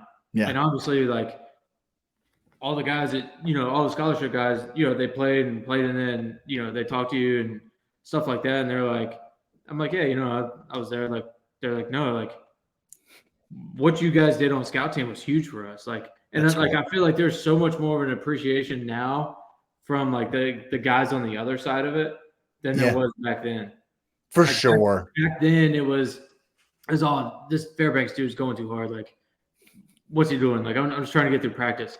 Right. Now it's like they look back at that and they're like, yeah, like I appreciate that. Like that's, which actually like makes you feel slightly better for going through all that. For sure. Oh, without a doubt, dude. Like I went to the 08. Was the LSU game? Was the 08 game, I think, in 2018. I think I went into the 2018 reunion where we came back, and probably the same thing for 06 or whatever. But I think I came back to the 08 one with the family. Yeah. And for sure, like it was shocking. Like the emotions and conversations that happened between the scholarship guys and us. Yeah. At that, where it was just like, oh, it just was like, because again, the stress that was on those dudes then is unfathomable for the rest of us. Well, and that's the crazy thing is like, it's funny. Like I think with my job now, like it's working in recruiting, like my job depends on the decisions that 18 to 22-year-olds make every day. Oh, Jesus. Like, that's when you start thinking about that, but like when you flip it on the other side of that, and especially when you think about those years, that we were there, think about the pressure that was put on all these guys to perform how they were supposed to perform. Like it was not just a, hey, let's go out and play football. It wasn't that. It was like, hey, we're going to go out and we're going to impose our will and we're going to win. If we don't do that, then that's on us. It's not on the other team. Like it's our fault that didn't happen. Yeah. Oh yeah. And just, it was so much. And it just was, yeah. It is, the hindsight is so huge as we look back at this. And you mentioned something of like things that we forget. And it's for sure, like as we go through, people are very frustrated with the series, right? They're frustrated that the Swamp King series didn't go deeper in some areas or whatever it was. And it was a fluff piece. But for me, it just was like, it's nice to remember. Like it just is those, because again, it's CTE is very real. Yeah. So it just is like, it's like, dude, I don't have, like, it just, I don't have those memories. Like you said, it's either, and I don't think it's not like a psychosomatic, like I've blocked them and repressed the memories. Right. It just is like, it's so much has happened. Like it just, I don't have, and then when you see those clips, you're like, oh, that's right. Like I was talking to Pintado, we got stuck talking for 20 minutes about the pit in practice. You know what I mean? Like just stuff like that where it's like, I haven't even thought about that in so long.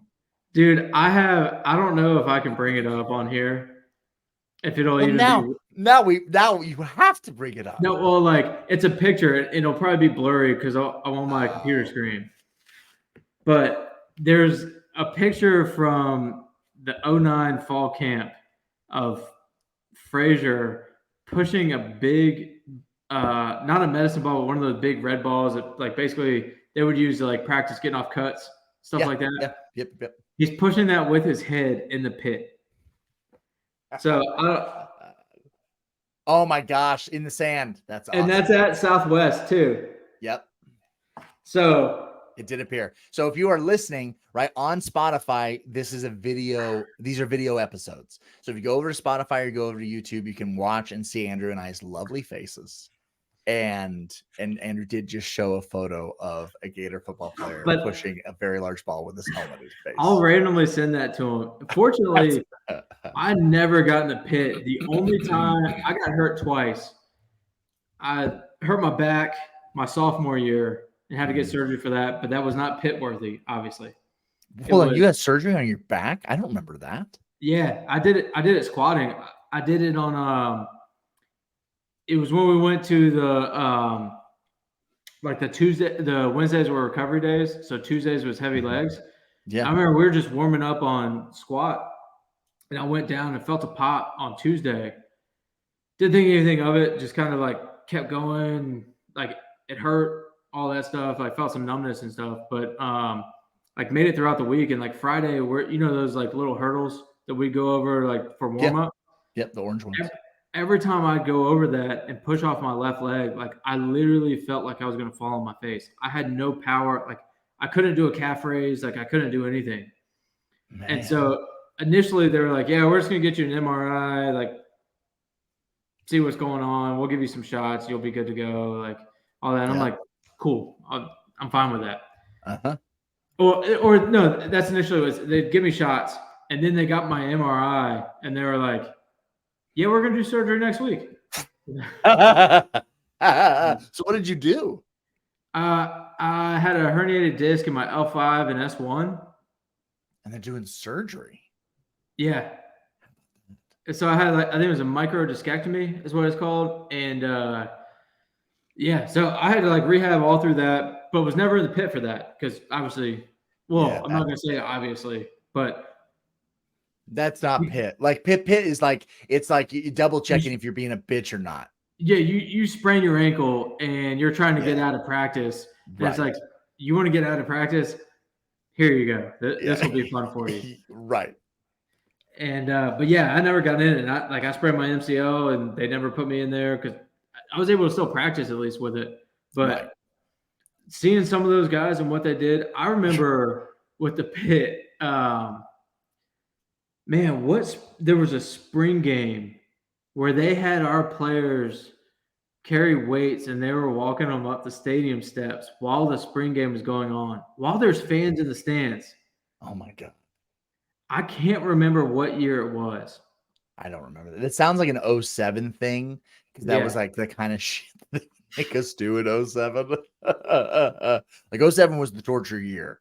Like that was the year to get tortured. Well, you remember so we had to run the amount of stadiums of games that we lost. Oh yeah. And so after 06, we snaked the stadium one time, which not an easy task. Nope. Just one of them. More than enough. 07, I remember going through, and this is where in Swamp Kings did I wish they would have dove more into this with the Georgia game. They showed Georgia dancing in the end zone.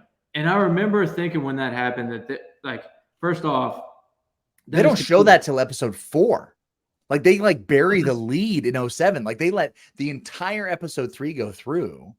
And it wasn't until you get to episode 4 that we start with those jagoffs dancing on the field. Yeah, which I'm surprised that a brawl didn't happen. Oh yeah, that's what Pintado said too. Yeah, especially with our team. But I just remember having to snake the stadium 4 times that year, and it was terrible. Speaking of injuries, so again, I missed the opportunity to talk with Chris about this because injuries didn't come up. So I'll share it here. So I had multiple surgeries on this hand. And when I did kickoff return in the Florida State game, I was the middle wedge, right, for kickoff return. And I had come back and made contact, whatever it was, my thumb had gotten caught, right, had gotten caught in the jersey of somebody and had been essentially pulled away from the hand enough that, and it hurt. It hurt real bad. And so I go through the rest of that game in 09 and I'm the long snapper. And my thumb really hurts, like really, really hurts. And so I have to need that to snap too. I kind of need it. So I figure out on the sideline with Chaz that I can move the thumb on the back of the ball. So you're almost suicide gripping the ball. And I can just then snap that way. And I get to class like that next week, and I go to write, and I can't physically pinch the pen like with the thumb. So I can't hold the pen. So I have to write like with the pen wrapped around my fingers, right? And I remember going to the training room and I'm being like, so there's a problem with my thumb. Like, not only does it hurt really bad, but like, watch this. If I would go to hold a football like this, the thumb would just go loose and the ball would fall out of the hand.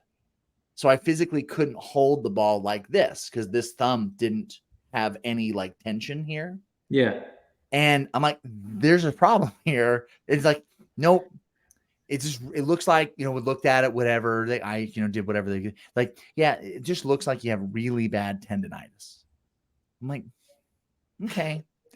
Tendonitis it is. And so this is my senior year, right? Like, this is the end. This is it.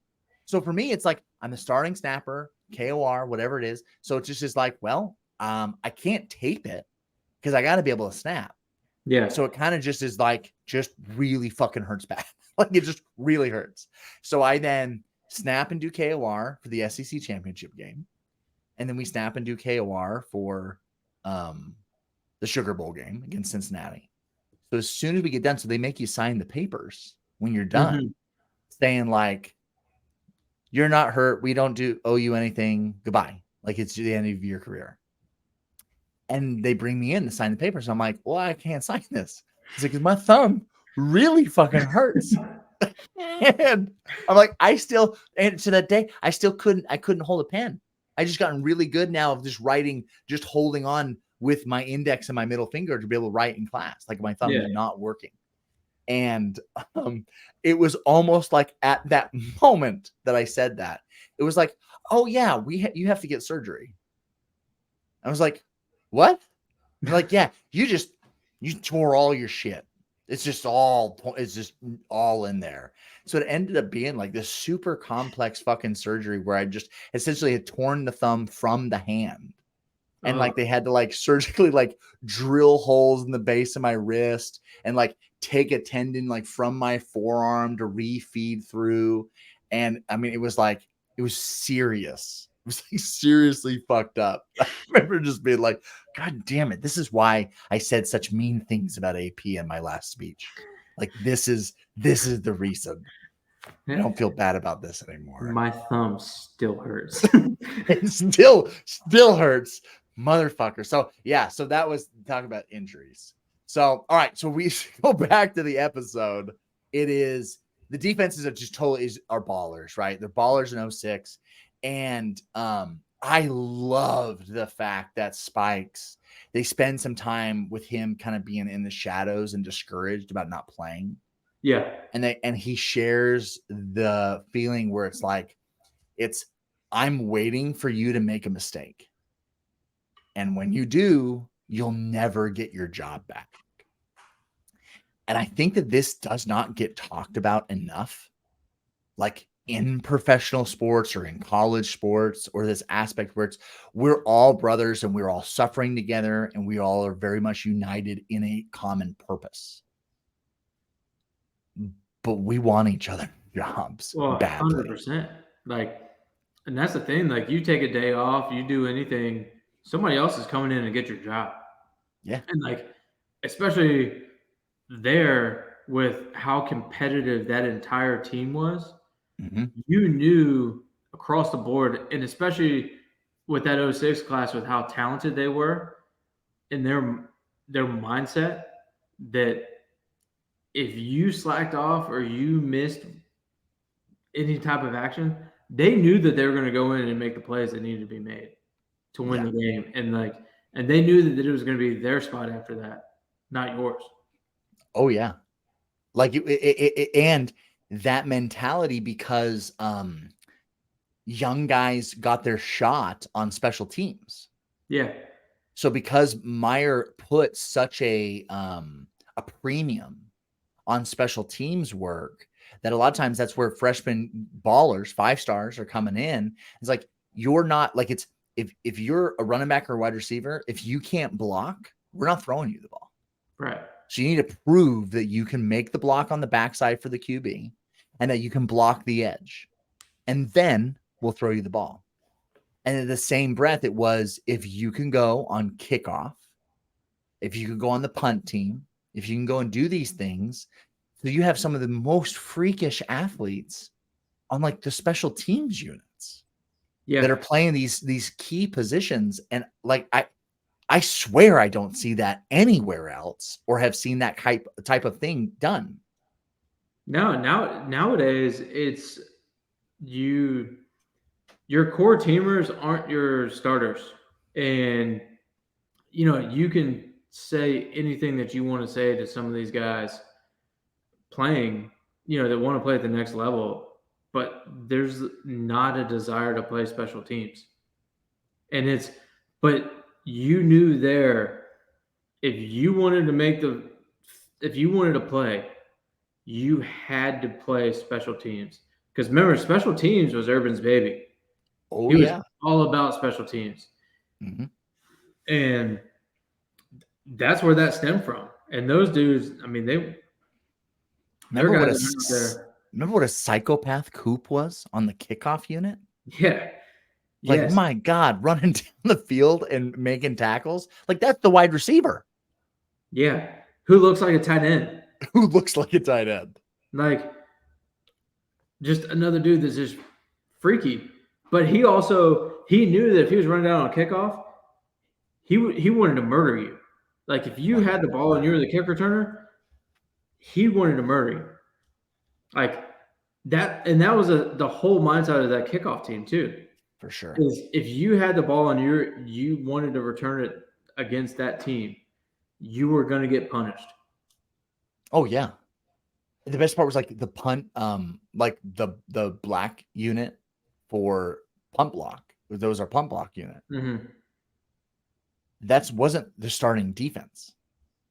So if black got called, it was like savages and psychos went out there. Yeah. So it was like the defensive linemen came out, like it was like the starters came out, and then like asylum breakers went out. So it was stuff. It was like, I feel like it was Cade Holiday and Soren. It was like these dudes that were just like, no, we'll run through a goddamn wall to go block this kick. And we don't care if we block it. We'll open it up for Jeff Demps or Chris Rainey to come through and block it. Right. Oh, yeah. Like your only job is to make a hole. And I remember that was like how Tradow and those dudes, I think that was like that was one of the first gigs that they really got, where it was just like, we're going to take the guard, we're going to take the tackle, and we're just going to fucking obliterate them at the line so that Rainey can run right up the gut and go block the kick and go score. Like it was shocking. Just again, that level that we put, that premium that we put on special teams of putting ballers in there.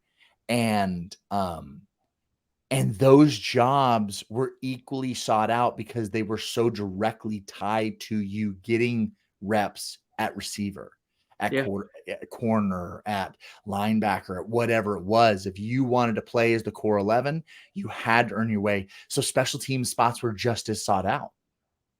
Yeah. And it was a premium. Like it was. Had to do it. For me, it was the very first position that I got to play and get starting time in 2008 was the rocker position on field goal. This is not a position you want to have. That's one of those where you talked about being in the circle, doing the circle drill earlier and wanting that contact. Uh-huh. That is not where you want the contact. You want them to rush the other side. And that's the only time that you're like, you know what? It may be Newell on the other side. Hey, Newell, man, I hope they come at you on this one. They got you, brother. Thanks for taking that one. It was brutal because you just put yourself on a cross and get run over. And yet I would have been willing to kill someone to get that spot. Yeah. And so I was so hungry for it. And sure as shit, Hobbs gets hurt. Hobbs has a trick knee. His knee gets hurt. Hobbs goes out. And literally my mentality was, I'm waiting for you to make a mistake, because when you do, you will never get your job back. Because for me, it just was like, I will never screw up. I will die before I make a mistake. Yeah. And it just was. And so then he never got that spot back. He never made it. Because for me, it was so much more than just taking a rock step and just getting my fucking face smashed by 3 Kentucky players 15 times in that game because we decided to score over 100 points or whatever it was. Yeah, you're like, hey guys, like, come on. There's another guy. He's over there. He's way bigger. He's built like a fucking marionette. Like, go hit him. Like, you don't need to keep. And nope, they didn't listen. They just kept bringing it. But the reality was that's how passionate it was, even for those gigs that were shitty. And that it was like the competition was just that fierce. Were you on the field for the South Carolina kick? I wasn't, but I was there, and I remember thinking that is the loudest I have ever heard a stadium.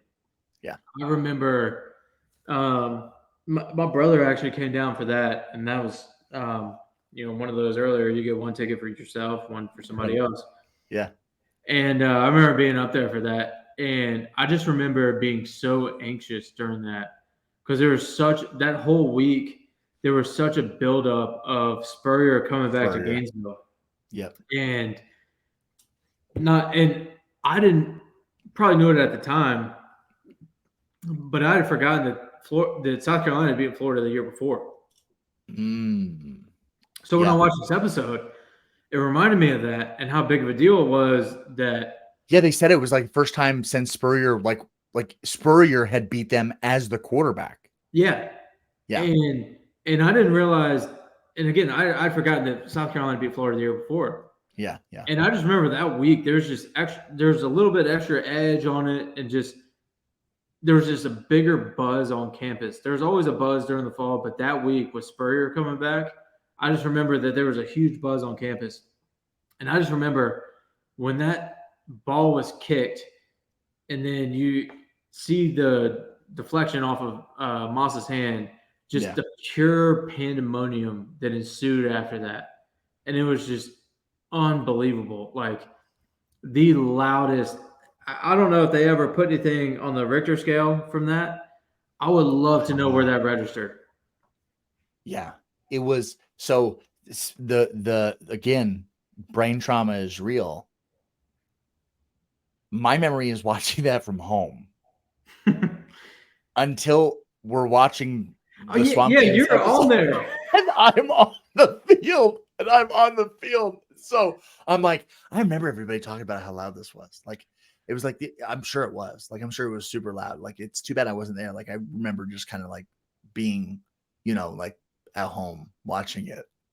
And then it makes the block. And then I see me with a bunch of dudes, like in a big pile. I'm like, oh shit. There I am. Look at me. It was loud. It was. Well, then it was super loud. You're right. It was the loudest that I've ever heard. You're right. Because for me, the loudest that I have a memory of was LSU at home a couple of years later, where Percy, the ball gets underthrown. The ball gets underthrown to Percy, and then the guy pops it up just enough, and then he catches it and scores. And I remember running out onto the field, like feeling it in my heart, like the amount of volume, and being like, I can't think, it's so loud. Like the pop was so loud. And so that's what I remember being the loudest ever, because clearly I remember watching the South Carolina game from home.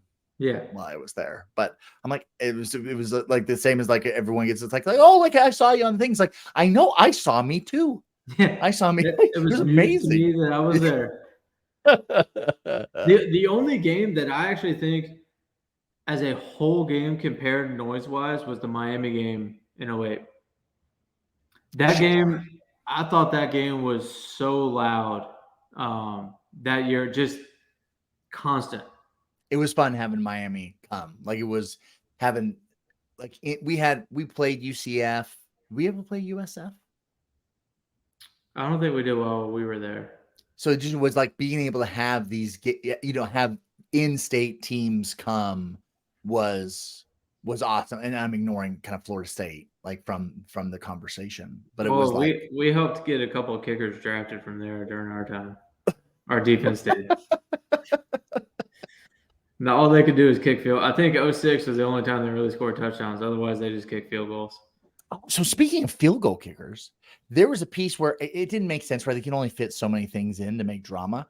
Do you remember the fact that Chris Hetland could not score a fucking field goal in 2006? Yes, and then championship game, straight money. Like right down the cock.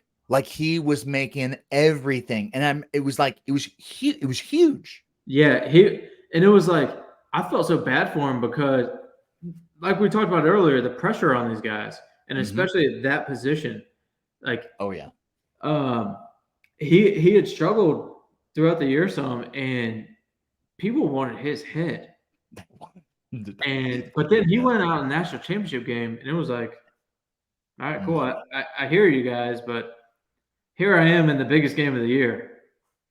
It was awesome. And at that point, I wasn't like kickers are near and dear to my heart because I ended up becoming a long snapper and spent time with that psychotic bunch. But like just knowing what they're like, I could not have imagined like to have Caleb struggle to that level. Now Caleb got hurt. Yeah. Try to deal with him being injured and stuff. And then having our punter apparently come in and now he's kicking. Who hit a game winner against Georgia? What? Who? He did? I snapped that game winner. And then I lifted him up and got in a lot of trouble in the locker room for lifting him up. Anyway. I got in so much trouble. It's like, who lifted up Chaz? Who lifted him up in the air? I'm like, I don't know. I don't know who did that. Well, we better find him. Oh, it was awesome. But I couldn't imagine having a kicker. Like it's such a mental part of the game and have them just not be on. Just cannot make anything. Well, and you hate to like stereotype, but specialists and specifically kickers are a little bit more on the mental side of things. Like they get in their head so much more than any other position. But to defend them, it's you get only so many shots. Correct. So it's like as a quarterback, you can go 10 for 15 and be like, oh, it's great. If you miss 5 field goals, we've got a problem. No doubt. If you go 10 for 15 as a kicker, everybody's like, oh, yeah, this guy sucks. This guy's going to get fired. Yeah, it was, and that's the thing, like, and especially with kickers just in general, it's all about who's hot at the time. And when you look at the league, like it just goes through rotations like that. But you got to think about it, like it's not just down to the kicker. And you know this too, like snapping. Snap's got to be good. The hold's got to be good. A hold just slightly off of their spot can mess up the entire trajectory of the kick. Oh yeah. And the kickers there's so much mercy that a kicker is at for the snapper and then the holder to do their job, and then the kicker has to then come in. Yeah, like it's such mercy because for me I can control the laces, so I can control where the laces land when I snap. So it is my job to make sure that Chaz doesn't have to touch it. The ball comes to him. He literally sets the ball down so Caleb can just kick. Like that is the sequence. But every once in a while, those laces will be off. And then you have to be able to make literal microsecond decisions. And Chaz was stellar. He was a stellar holder. He was really good. And I did okay at long snapping, right? Nobody knew who I was, which meant I did my job. Yeah, which is a good thing. Like if the goal was you don't want to know my name at all. You want to completely ignore it so that Caleb can just do his. And yeah, it would just be brutal because Smitty was a great long snapper. Yeah, he was. Smitty truly was a great long snapper. So you know that it's not the snap. It's probably not the hold, right? Butchie was the same holder, right? Like it just was like he was consistently holding. So it just is, it would be brutal because it would be a thing where you'd be, and I remember too, the same way that they did, they were always like competing for the, for like quarterbacks or competing, and it's like going back and forth or whatever in practice. It did the same thing with the kickers. Yeah. Like I remember, Nappy is kicking. And so Chris is always at risk of losing his job every week. Very tough. That's a very hard thing to do. And again, not something that made it into the. And that's so much more one kick oriented. Whereas like Of a course. quarterback, you go out and throw a pick, you're probably going to have another chance to come back Mm-hmm. and throw again to kind of redeem yourself. No, you keep throwing picks. It's a different story. But it's going to take a longer time. For sure. Whereas kickers, they're like, okay, we'll just put somebody else in. Yeah. But I think that was one of the best things about that championship game is the fact that like the first time that he went out there, everybody was probably a little bit nervous, and he went through, nailed it, and like he was money that game. Yeah, it was awesome. It was the perfect way for him to be able to end it. We go into the SEC championship game. Did you go? Did you go to Atlanta that year? I did. Yeah, I went as a fan, right? Or did we go? Or did we go on the? We weren't on the sideline. I went as a fan that year. I feel like I went as a fan. I can't guarantee it, everybody, but I'm pretty sure I was a fan. Yeah, because in 06, yeah, no way. I think it was because it still is an SEC game. And so when you're in conference play, you can only travel 75 players. Yeah, I think that's what it is. And so it's like, yeah, it was like 75, 85 at that time. So it really was like when you got to the point where you could travel or be even like you could be on the sidelines for SEC play, that's when you're like, all right, I'm doing something. Like things are going well. I'm doing something well. I remember there was, because isn't it McFadden? Is that who was the dude that was the crazy running back then for Arkansas? Yeah. So fun fact, my current boss was okay. the OC of that Arkansas team. That's awesome.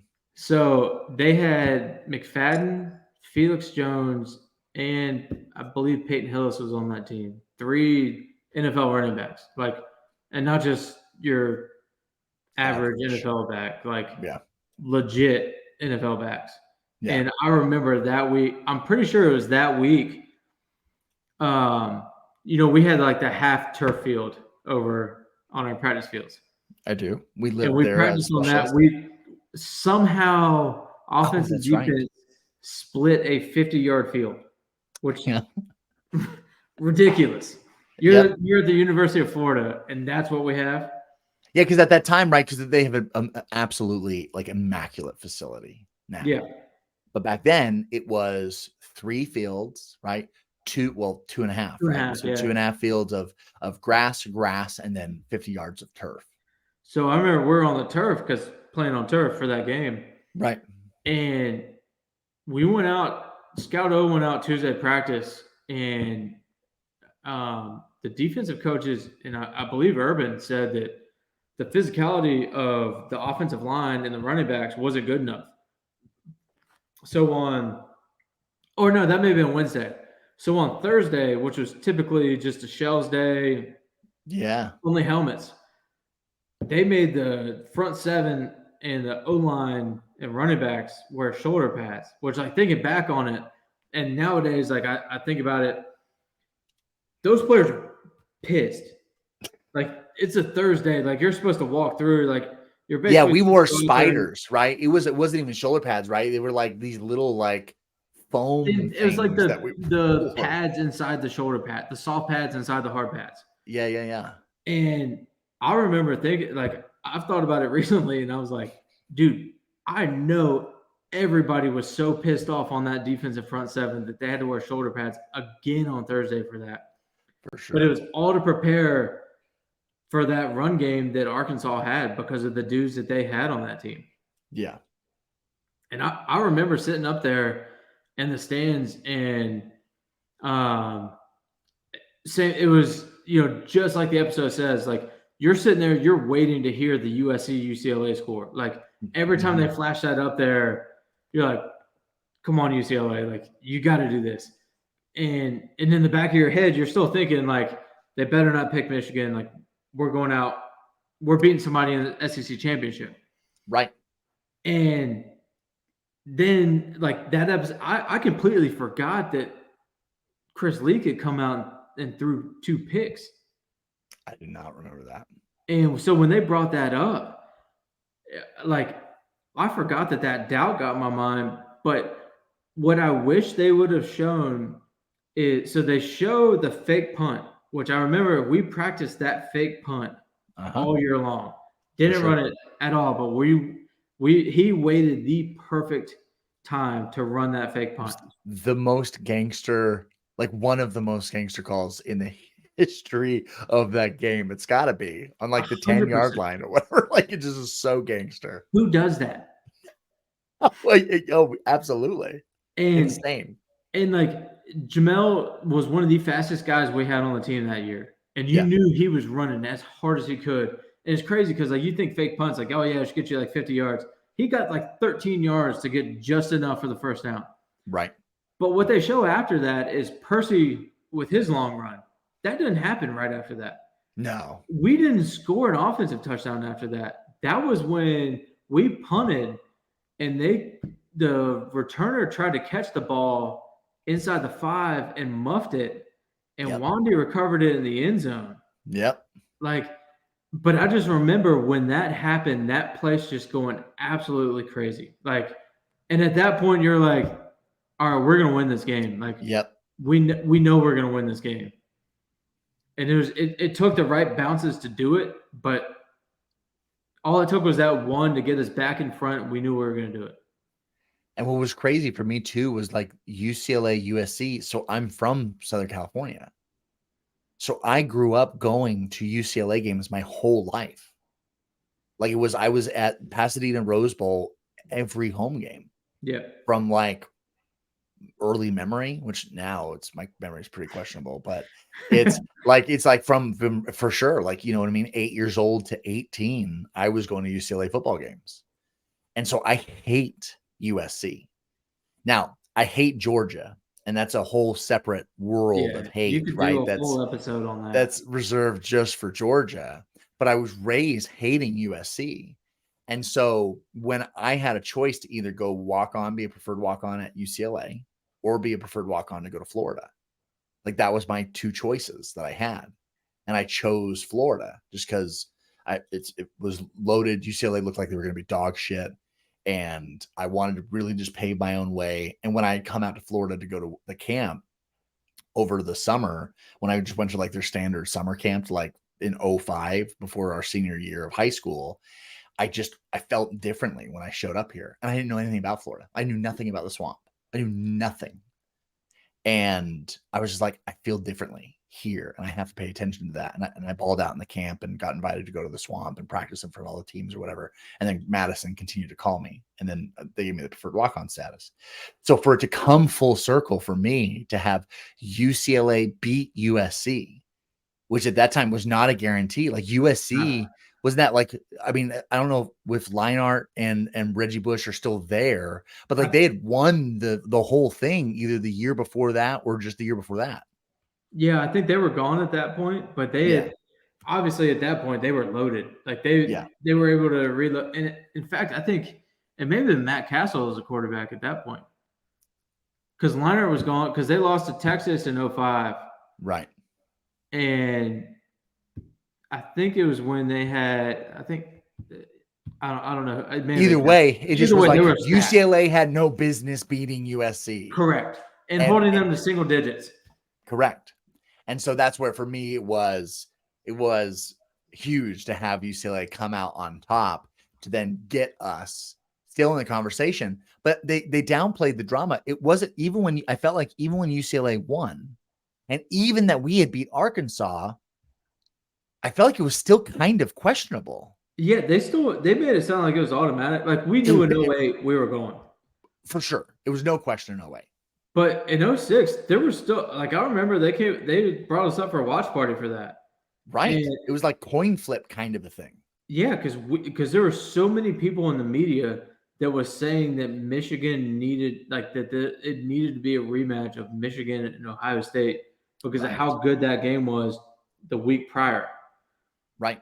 And yeah, fortunately we got it. And do you remember how bad, like, I know that episode talked about it, but how bad everybody said that we were going to get beat? Do you remember the lies that our coaches told us that we didn't realize were lies until Meyer releases his autobiography years later? So Herb Street. So we hated that motherfucker. Oh, no doubt. Like Kirk Herbstreit was a 4-letter word in our world. Like in our locker room, they in the hotel, they put up so many quotes attributed specifically to Kirk Herbstreit of just talking so much shit and saying that we're going to lose. And so it was like, it was visceral to the point to where it was like for years, it was just like, fuck that guy. Fuck Dude, Kirk Herbstreit. no doubt. It took me a long time to start liking him, and now that makes sense of why. And so that's what it was. And then it wasn't until years later of whenever Meyer released his book, where they're like, oh yeah, we made all that up. I was like, what? They made it up? Like it just was all lies. I'm sure there was some stuff, right? Because it was 4-1 when we got out to the game. It was 4-1 easy Ohio State fans over Gator fans. Like it wasn't even close. Yeah, I made in my notes on that. Like I remember. So you remember they made uh they made us take a bus over before. Yep. And I remember even when we showed up before the travel team did, there were little kids sitting there flicking us off. It was a single bus flicking us off. And I remember because think about it, they knew they were going to the national championship 2 weeks prior, or like a whole week before anybody else did. Oh yeah. And I remember one of the best things, like to this day still, is when you're running out of the tunnel of that game and the amount of boos that you hear. And like, I don't know about you, but I know how being on Scout O, or you were a Scout O that year, but like being how defense was that year, we knew we were about to just beat them so bad. Like, do you remember watching? Madison had Derek Harvey, Jarvis Moss, and I can't remember who else it was, but Ohio State had some sort of protection to where when they went empty, they slid their protection one way. Yeah. And our coaches were sitting there timing how long it took our DNs to get from where their stance to where the quarterback was in the pocket. And it was like stupid how fast it was. Yeah. And when they did that in the game, we just ate their lunch all day long. Because that was what Michael did, right? So Guilford, right? So Michael Guilford is the scout team quarterback. And I remember when we get to Arizona, it's ESPN does a special on him. Yeah. So ESPN does a special because is it Troy Smith who's the quarterback? Yeah, who just won the Heisman. Right. So it was, and he was big time running quarterback, super fast. It was like you got to contain him or whatever it was. And I remember, so Michael was having to be like, he's Troy Smith. Yeah. Like he is being Troy Smith running around. And I remember just getting just fucking waxed by those guys, but just relishing the fact that he's trying to embarrass Jarvis Moss and embarrass Seiler and embarrass those guys because Mike had boobs. So there was times where he made people look stupid. And he made people look stupid because he was so fast. Even for a Florida defense, Mike was so fast. And for sure, that level of being able to have Mike back there and having, just like you said, being able to have them game plan and time and work that with someone that was capable of running, for sure it prepped that defense. But absolutely, our attitude going into that, there was no one else on earth besides Gainesville, Florida, and us in Arizona, where it was like there was zero concern. So much so that I remember standing with Mike. Go ahead.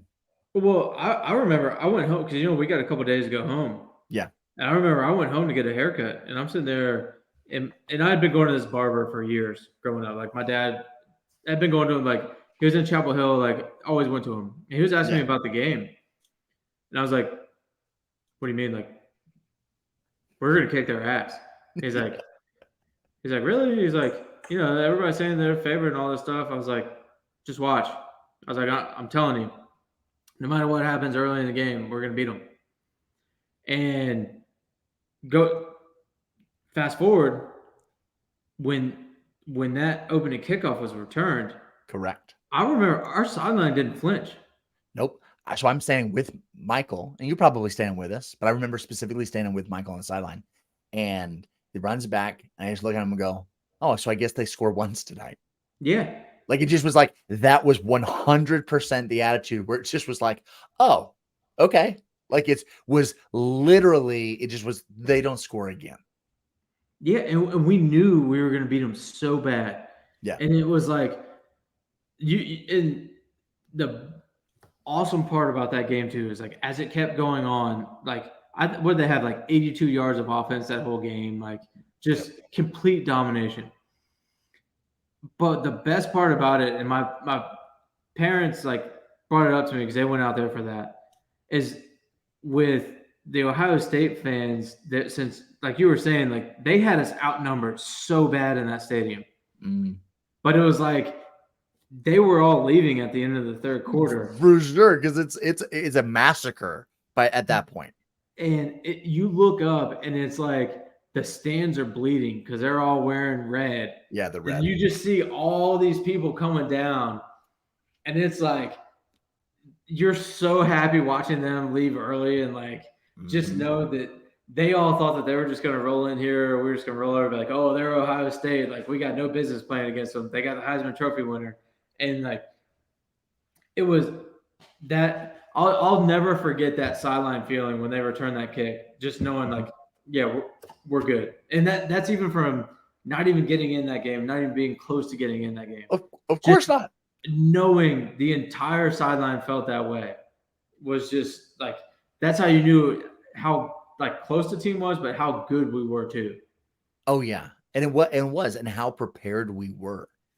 Yeah. We were so prepared for that game. And again, just the we've talked about it before this episode, but it is the feeling that we had as scout guys to just give it everything we had to get those dudes prepped, and that pride permeating, all the way across the board, and then watching those dudes go to work. And it just was, nobody knew, like, unless you had been following us, like that 06 defense. There were several games where either at halftime or at the end of the game, teams had like -12 rushing yards. Yeah. You know what I mean? Like the entire fucking game, they have 0 total yards. Like, it just like, it was, so that's where it just was, it was so, and it was unreasonable for us to believe this. Realistically, if we step back, like, of course we're in it and we're doing it, but the SEC did not have the reputation at this point that they do now, right? Like, it's such a different animal. And that one, the talking head, was it Feinbaum, whatever the fuck his name is. Yeah, which I hated how much he was on that show. It was a lot. It was a lot. But he, he says a phrase like, it's like when Tim Tebow goes to Florida, it changes the game of college football like forever. And I do agree with the idea where it's like Tim comes to Florida, then kind of just opening this floodgates of talent to then come to us, and therefore obviously opens up, and you're recruiting now, but the vibe that I get is like, as that happens, you have a team now getting so beefed with talent that you then almost have like, it almost opened up just all the other SEC schools to this concept, to this idea of then going and attracting talent to that level, that it just is like this rising tide that lifted all the boats within the SEC that just no one's been able to chase up to this point. Yeah, and that's the crazy thing is because then after that, like, I think the SEC went on to win like 9 straight. Like, I think FSU ended the streak or something. But it's just incredible because you knew every week you had to win. And the SEC knew, like, those coaches knew who they needed to recruit in order to compete for a national championship. You weren't just competing for an SEC championship. No. Like, we weren't happy with that. Like, I remember thinking about it, and I know it's kind of jumping ahead, but in 09, when we lose to Alabama, I remember my parents after that game were like, yeah, but the Sugar Bowl would be good too. I was like, hey, I don't care about the Sugar Bowl. I was like, we don't sit here and this is from somebody that didn't play. I'm like, we don't sit here and go through these off-season workouts, go through these mat drills, go through all this conditioning, all these lifts, get our ass kicked in practice as much as we do to play in the Sugar Bowl. Yeah. Like, yeah, I get it's a BCS game. That's cool. We wanted to play in the Rose Bowl for the national championship. For real. And that was the goal every single year after, and especially after 06. Like, it was, correct. hey, we only want to play for the national championship. And that's what I love, the fact that Meyer, we only got rings when we won the national championship. I have one baby ring. No. Which was when we beat a child molesters team. Which I think is unfair, right? Like but no, we lost to the child molester. No, we beat them. Never mind. I want to come up with a way for us to get Penn State 2010 or 2010. Yeah. Yeah. Which was super weird. Like, it was like I got it sized for my pinky. But I don't we didn't get one for the Sugar Bowl, did we? We did not, which that would have been dope. Like, at that one, like, I get why we didn't, because I understand the principle of what you just said, which is just, the rings we get are rings for conference championships and national championships. The rest of the rings are stupid. Like, this doesn't matter. And it was that, right? And I read an article again, as I was like trying to prepare for these different episodes and stuff. And then somebody was like downplaying like the Sugar Bowl significance because of like whatever play or BCS play, where like Sugar Bowl doesn't hold the same value. It's like, no. Like, I'm sure Sugar Bowl really, really fucking mattered to Cincinnati. Yeah. Now, Cincinnati was undefeated, so there was like a whole nother element where like maybe they felt like they had gotten robbed because they had been undefeated or whatever, and they wanted to go to the show or whatever you wanted to say. But it was like any other team would have been excited. We were just we had unreasonable expectations because of what we went through. And I can't 100%. For sure. I remember running stadiums just being like, if we don't win the whole thing, if we don't win all of this, what the fuck is the point of any of this? No doubt. And I've been to the Sugar Bowl with another program I worked with shortly after. Phenomenal.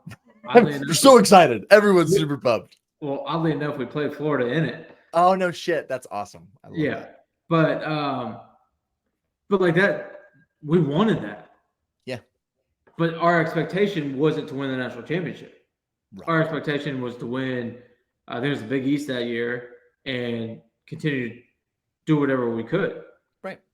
Now, we wanted to eventually be a national championship contender, but when we got to the Sugar Bowl, we were like, yeah, this is awesome. Like, this is, it's a big win. But it was a complete different feeling from it where it was, I guess it was like 3 years earlier. Right. But yeah. So there was the last note that I made was there was a phrase, there were some favorite sayings. And it was like everything you've got for 4 to 6 seconds. It was like a phrase of like, do your jobs. Like, there was certain these sayings that were common when we played. And I was telling Vernon when I went with him, like, I loved how fuck got transposed into all sorts of words. Yeah. Like, it's like, but fucking nanas. This is but fucking nanas. It was an Adagio, an Adagio one was but fucking nanas. And, but it's like everything you've got for 4 to 6 seconds. Do your job. Relentless effort. 4 to 6 seconds. Relentless effort. Absolutely. But it just was like these things that get ingrained in us. Yes. It just is. It is so interesting. Yeah. Just is. And it's, I like seeing Tony Joyner. It was sad seeing him. Yeah. Because he was so kind. Like, I really liked Tony. Tony was such a good dude. And he was, and that's where like there were certain players, like Spikes was this way, like because they were kind to walk-ons. Yes. You could always judge a player by how they treated a walk-on. Yeah. The one in particular that I think was always the best was Joe Hayden. Joe was great. Joe was the best. Like, we'd be out at a bar or club, and we'd be at a place where it was literally hundreds of people in between where me and a couple other guys were standing and where he just walked in. He would, as soon as he walked in and saw us, he'd come over, say what's up, and then go do his thing. but he would make sure to go see us and say what's up. And it's like, dude, you don't have to do that, but like I appreciate it. But like, Yeah. but like there were just certain guys that were just awesome to walk-ons, and to me, that's always how you could tell like genuinely how good a person was. Yeah. And that's where Tony was so kind. And then for him to be, essentially in jail, whatever it was, murder his girlfriend or whatever it was. And it was just like, God damn. Yeah. And it is have some of those dudes that were just really solid dudes. And then just, they zigged when they should have zagged. Yep. And, but what I really enjoyed, because it was one of those things where like, I love Spikes to death, but he never did the intro of like, y'all boys ready? Like it just was like, because Tony had done that of like, is y'all boys ready? Hell yeah. Y'all boys ready? Hell yeah. Y'all ain't ready. Shit. And we're getting ready to go out into the stadium when you're in the locker room. Like I loved that, like that ritual so much. And then somebody being like, once again, it's on. And then everybody goes, woo. Like it's like those rituals were so ingrained where like it was. And so when Spikes took it over, I'm like, it's not the way Tony used to do it. Tony didn't used to do it that way. Well, it's funny that you say that too. Those are some of the little things that I had kind of forgotten. Oh, really? And so when I see it on there, mm-hmm. like, I mean, it comes back immediately. But even some of the guys with the team that I work with now are like, dude, the stuff y'all said in the locker room and stuff, like, y'all were lit in there. Like, I was like, no, it was juiced up. I know we were. Like, we were ready to go. It was juiced up in that locker room. And so those were very, very cool just moments and stuff that was crazy. And then some of the stuff because of us winning some, if we're going to stay with just in locker room moments for a second, is like Jimmy Buffett is in the locker room. Mm-hmm. Edge from the WWE is in the locker room. And then I'm not going to say his name, but one of our players, a walk-on, is over by in our locker area, gets Edge's attention. It's like, yo, Edge. And then he drops his towel and just is thick-dicked, like waving his dick at Edge. And it's just like, come on. Like, it just is, come on, man. It's like, that is one of the most gangster goddamn moves on the planet. No doubt. Having like a WWE superstar and be like, yo, check out my hog, bro. Yeah. And it just was like that ended up being stuff that was normal. We're like Emmitt Smith being around was like, oh, that's Emmitt Smith. Yeah. Or it's like, yeah, that's only the, NFL's all-time leading rusher or whatever. Right. But yeah. Right. Yeah, he's here. There was another thing that I just remembered, and we'll go for a few more minutes. My wife's gonna be like, "What time is it? What are you doing?" The indoctrination that we took, that we received, which I thought was really, really important, especially being a kid from Southern California and not growing up in the SEC and being in Florida, was the indoctrination that we received on our rivalries. Mm-hmm. I thought was really stellar. Where it was it during two-a-days? Where it was like during two-a-days, I'm asking you and you're giving me a solid blank stare, so I'm going to keep explaining. So like, I think it's during two-a-days, right? And it was, we had every once in a while, we'd have these meetings. So like, they would be shuffled with like players bleeding on us years later, right? It was like, telling these just horrific stories until Jim Tart gets up and being like, my life was fucking awesome. My parents are awesome. I had no bad shit happen. I don't know what the fuck you guys have all got going on. Like, it just was like, it was such a wonderful, like, just levity, like lift up the room a little bit of being like listening to just one more player that had a gun put in their face when they were 9. And it was just like to have Jimbo being like, nope, my life was great. I'm super excited to be here. You didn't hear very many of those. No. But it was like these meetings that we would have. So they would bring in an alumni to talk to us about the history of a rivalry. So our key rivals is Tennessee, Florida State, and Georgia. Right? Those are like the key rivalries that we had. And so you'd have these alumni, and they would come in and they would talk about what this game means. And the dude that played nose tackle for the Buccaneers. Oh, Youngblood. No. Youngblood, I thought, was an older guy. I want to say this dude's name. God, now I'm telling the story and I don't have him. Fuck. His name's right. I know who you're talking. Okay, so his name is Brad Culpepper. So Culpepper comes in, and my man is in like $700 jeans and like designer shoes. And he comes in and he lays on, and I can't remember which team he was trying to get us to hate. But by the end, I hated them. And I hated No them doubt. so much. Like it just was like, and like I use consistently colorful language in my everyday life. And so this is why every one of our episodes are explicit.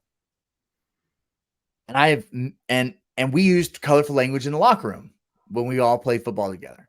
Yep. But this dude took it to a whole new level of like the amount of creative swearing that he was able to compact in a very short amount of time and in his speech. But it was so epic. Yeah. And it just was like, and I remember he even pulled out because he played in the league for a while. I think he played whatever it was like either for the Vikings or for the Bucks for a number of years. And he was on either kickoff return. And he pulled out one of his helmets from the league and the face mask was caved in. Yeah. After a hit. And this dude was just like certifiably insane. And it was so key. It was so crucial to like understand who do we hate? Why do we hate them? Do you hate them? Good. Like that's your job. Your job is to hate it. This game is different. And I think that education and that learning that we went through a significant amount of education and brainwashing to hate Georgia in the 2007 offseason. Yeah. But it's fundamentally to know like who the bad guys are, because the SEC games are at that time. It was Kentucky or Vandy or whatever. Like there were some games that just was like they should be in like the ACC. Like they're not. Yeah. It was very odd to have them be with us. But otherwise, they just all were hard games.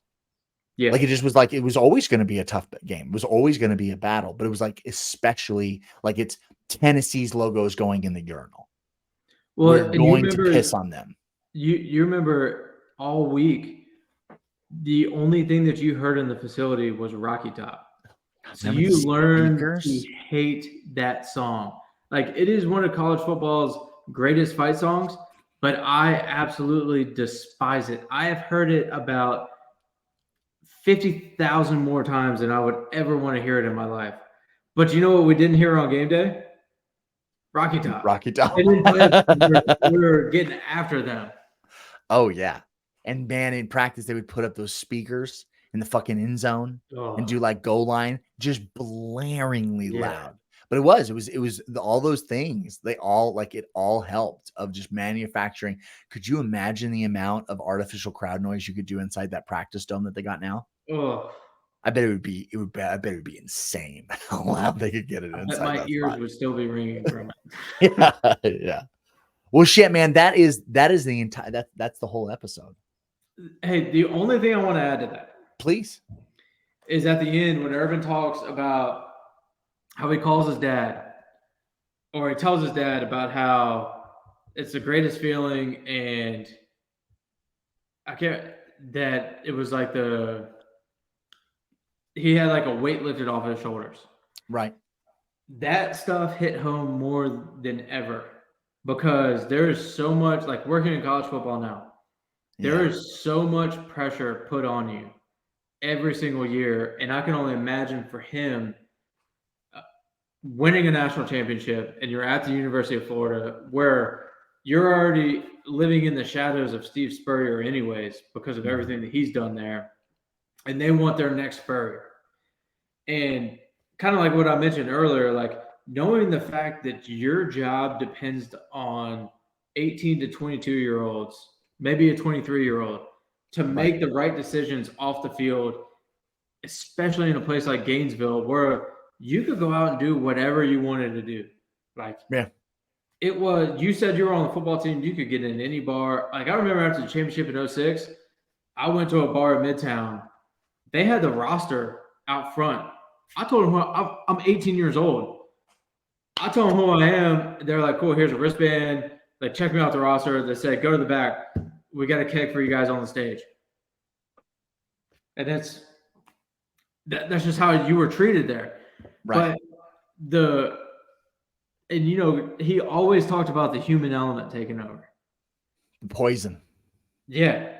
But you don't that could always happen with no matter what recruiting class you brought in. Mm-hmm. But it would also happen with the people outside of the program, the wash, as he used to call it. The wash. The wash. I have not remembered the wash. Absolutely. But think about all the press clippings and everybody saying, hey, in 07, we're ranked preseason like top 10. Yeah. Had the year that we did. And then you look at 09, we win. Tebow says he's coming back. Spikes is coming back. B. James coming back. Like, we're loaded again. And, nobody enjoyed winning that year. It was just like we were supposed to, but you were supposed to by 40 every game. Yeah.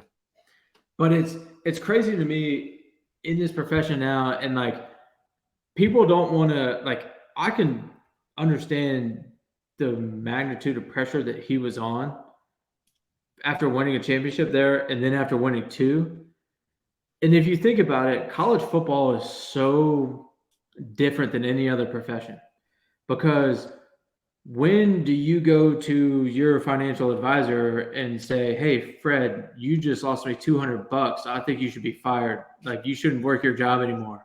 You shouldn't work at, right, Edward Jones. Or, hey, I just got somebody got knee surgery. They re-tear their ACL. Well, okay, we need to put pressure on that doctor. He's not doing a good job. Right. Or a teacher's not getting there's not that pressure in any other business. Everybody looks at college football and at the players and at the coaches and demands perfection. Mm-hmm. What other profession do they do that in?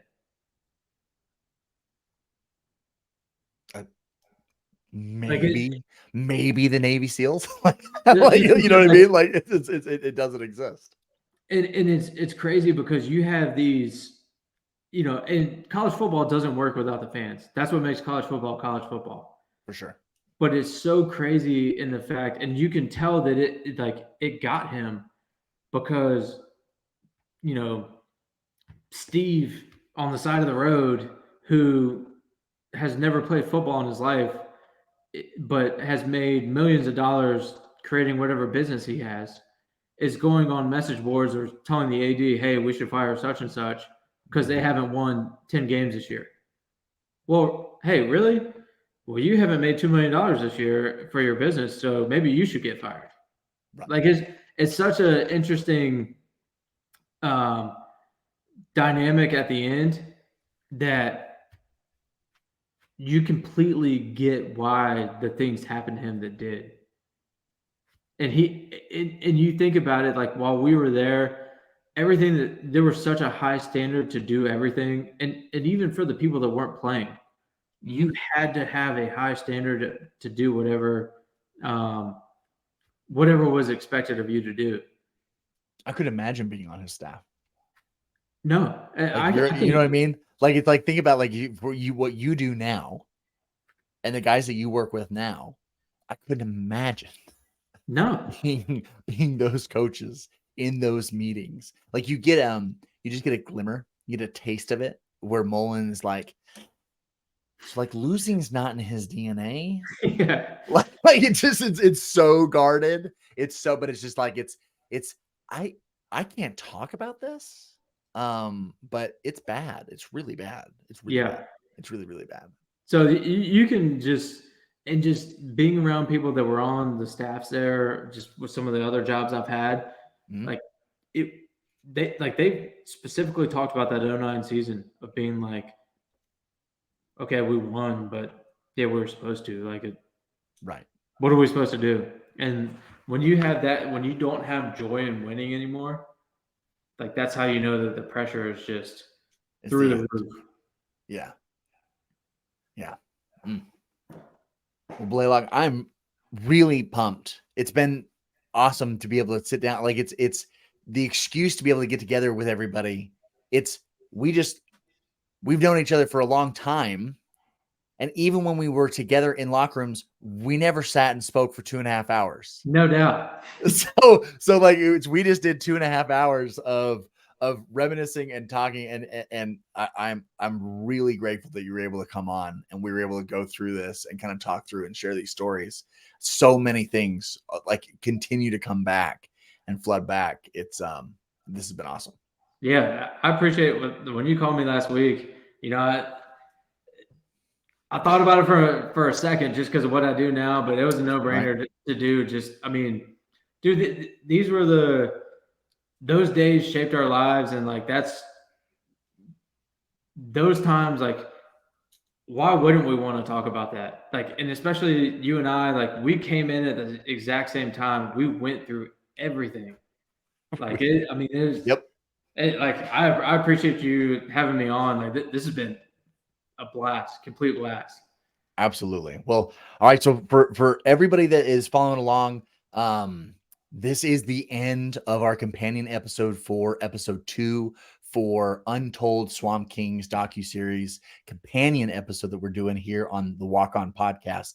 So we then also have episode 3. It's going to be coming out, and episode 4, and then that will be the end of those companion episodes. And then moving forward, I'll be doing one-on-one interviews with walk-ons from all types of sports backgrounds, that are folks that have come. They kind of did that unimaginable. They did not get that scholarship, but they decided to go after it and kind of pave their own way. And then they had success. And we'll be doing those one-on-one interviews as well. So if you have someone that you know, and Blaylock, this is for you as well, right? If you guys out there have folks that fit the bill, that would like their story needs to be told. Because for me, our stories, Blaylock and I, our stories, and the guys that I've had on here with me, these are stories that need to be told. And I want to be able to tell them. And I want to tell other walk-on stories as well, whether they're track athletes or basketball players or football players, whatever it may be, male, female, doesn't matter the age. It just is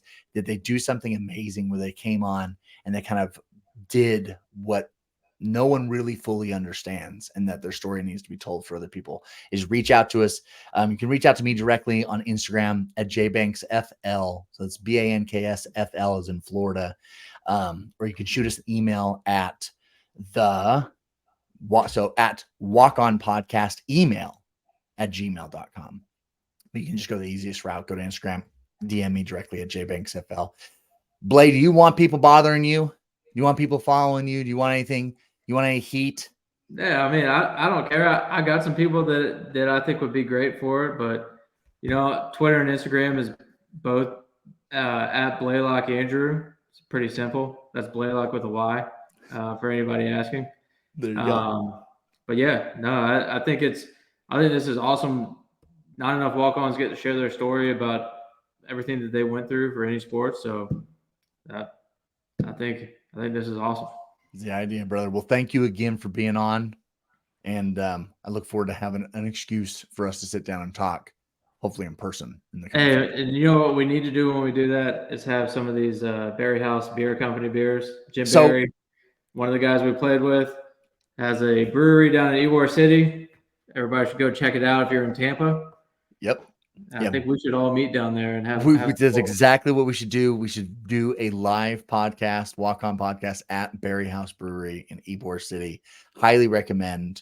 If you're in that area, definitely check them out. It's some of the best beer on the planet, and none of that IPA horseshit. It is not IPA horseshit. They have high quality beer that doesn't have a pineapple shoved up its ass. So I highly recommend it for everybody. All right, that's it. We'll see you guys in the next episode.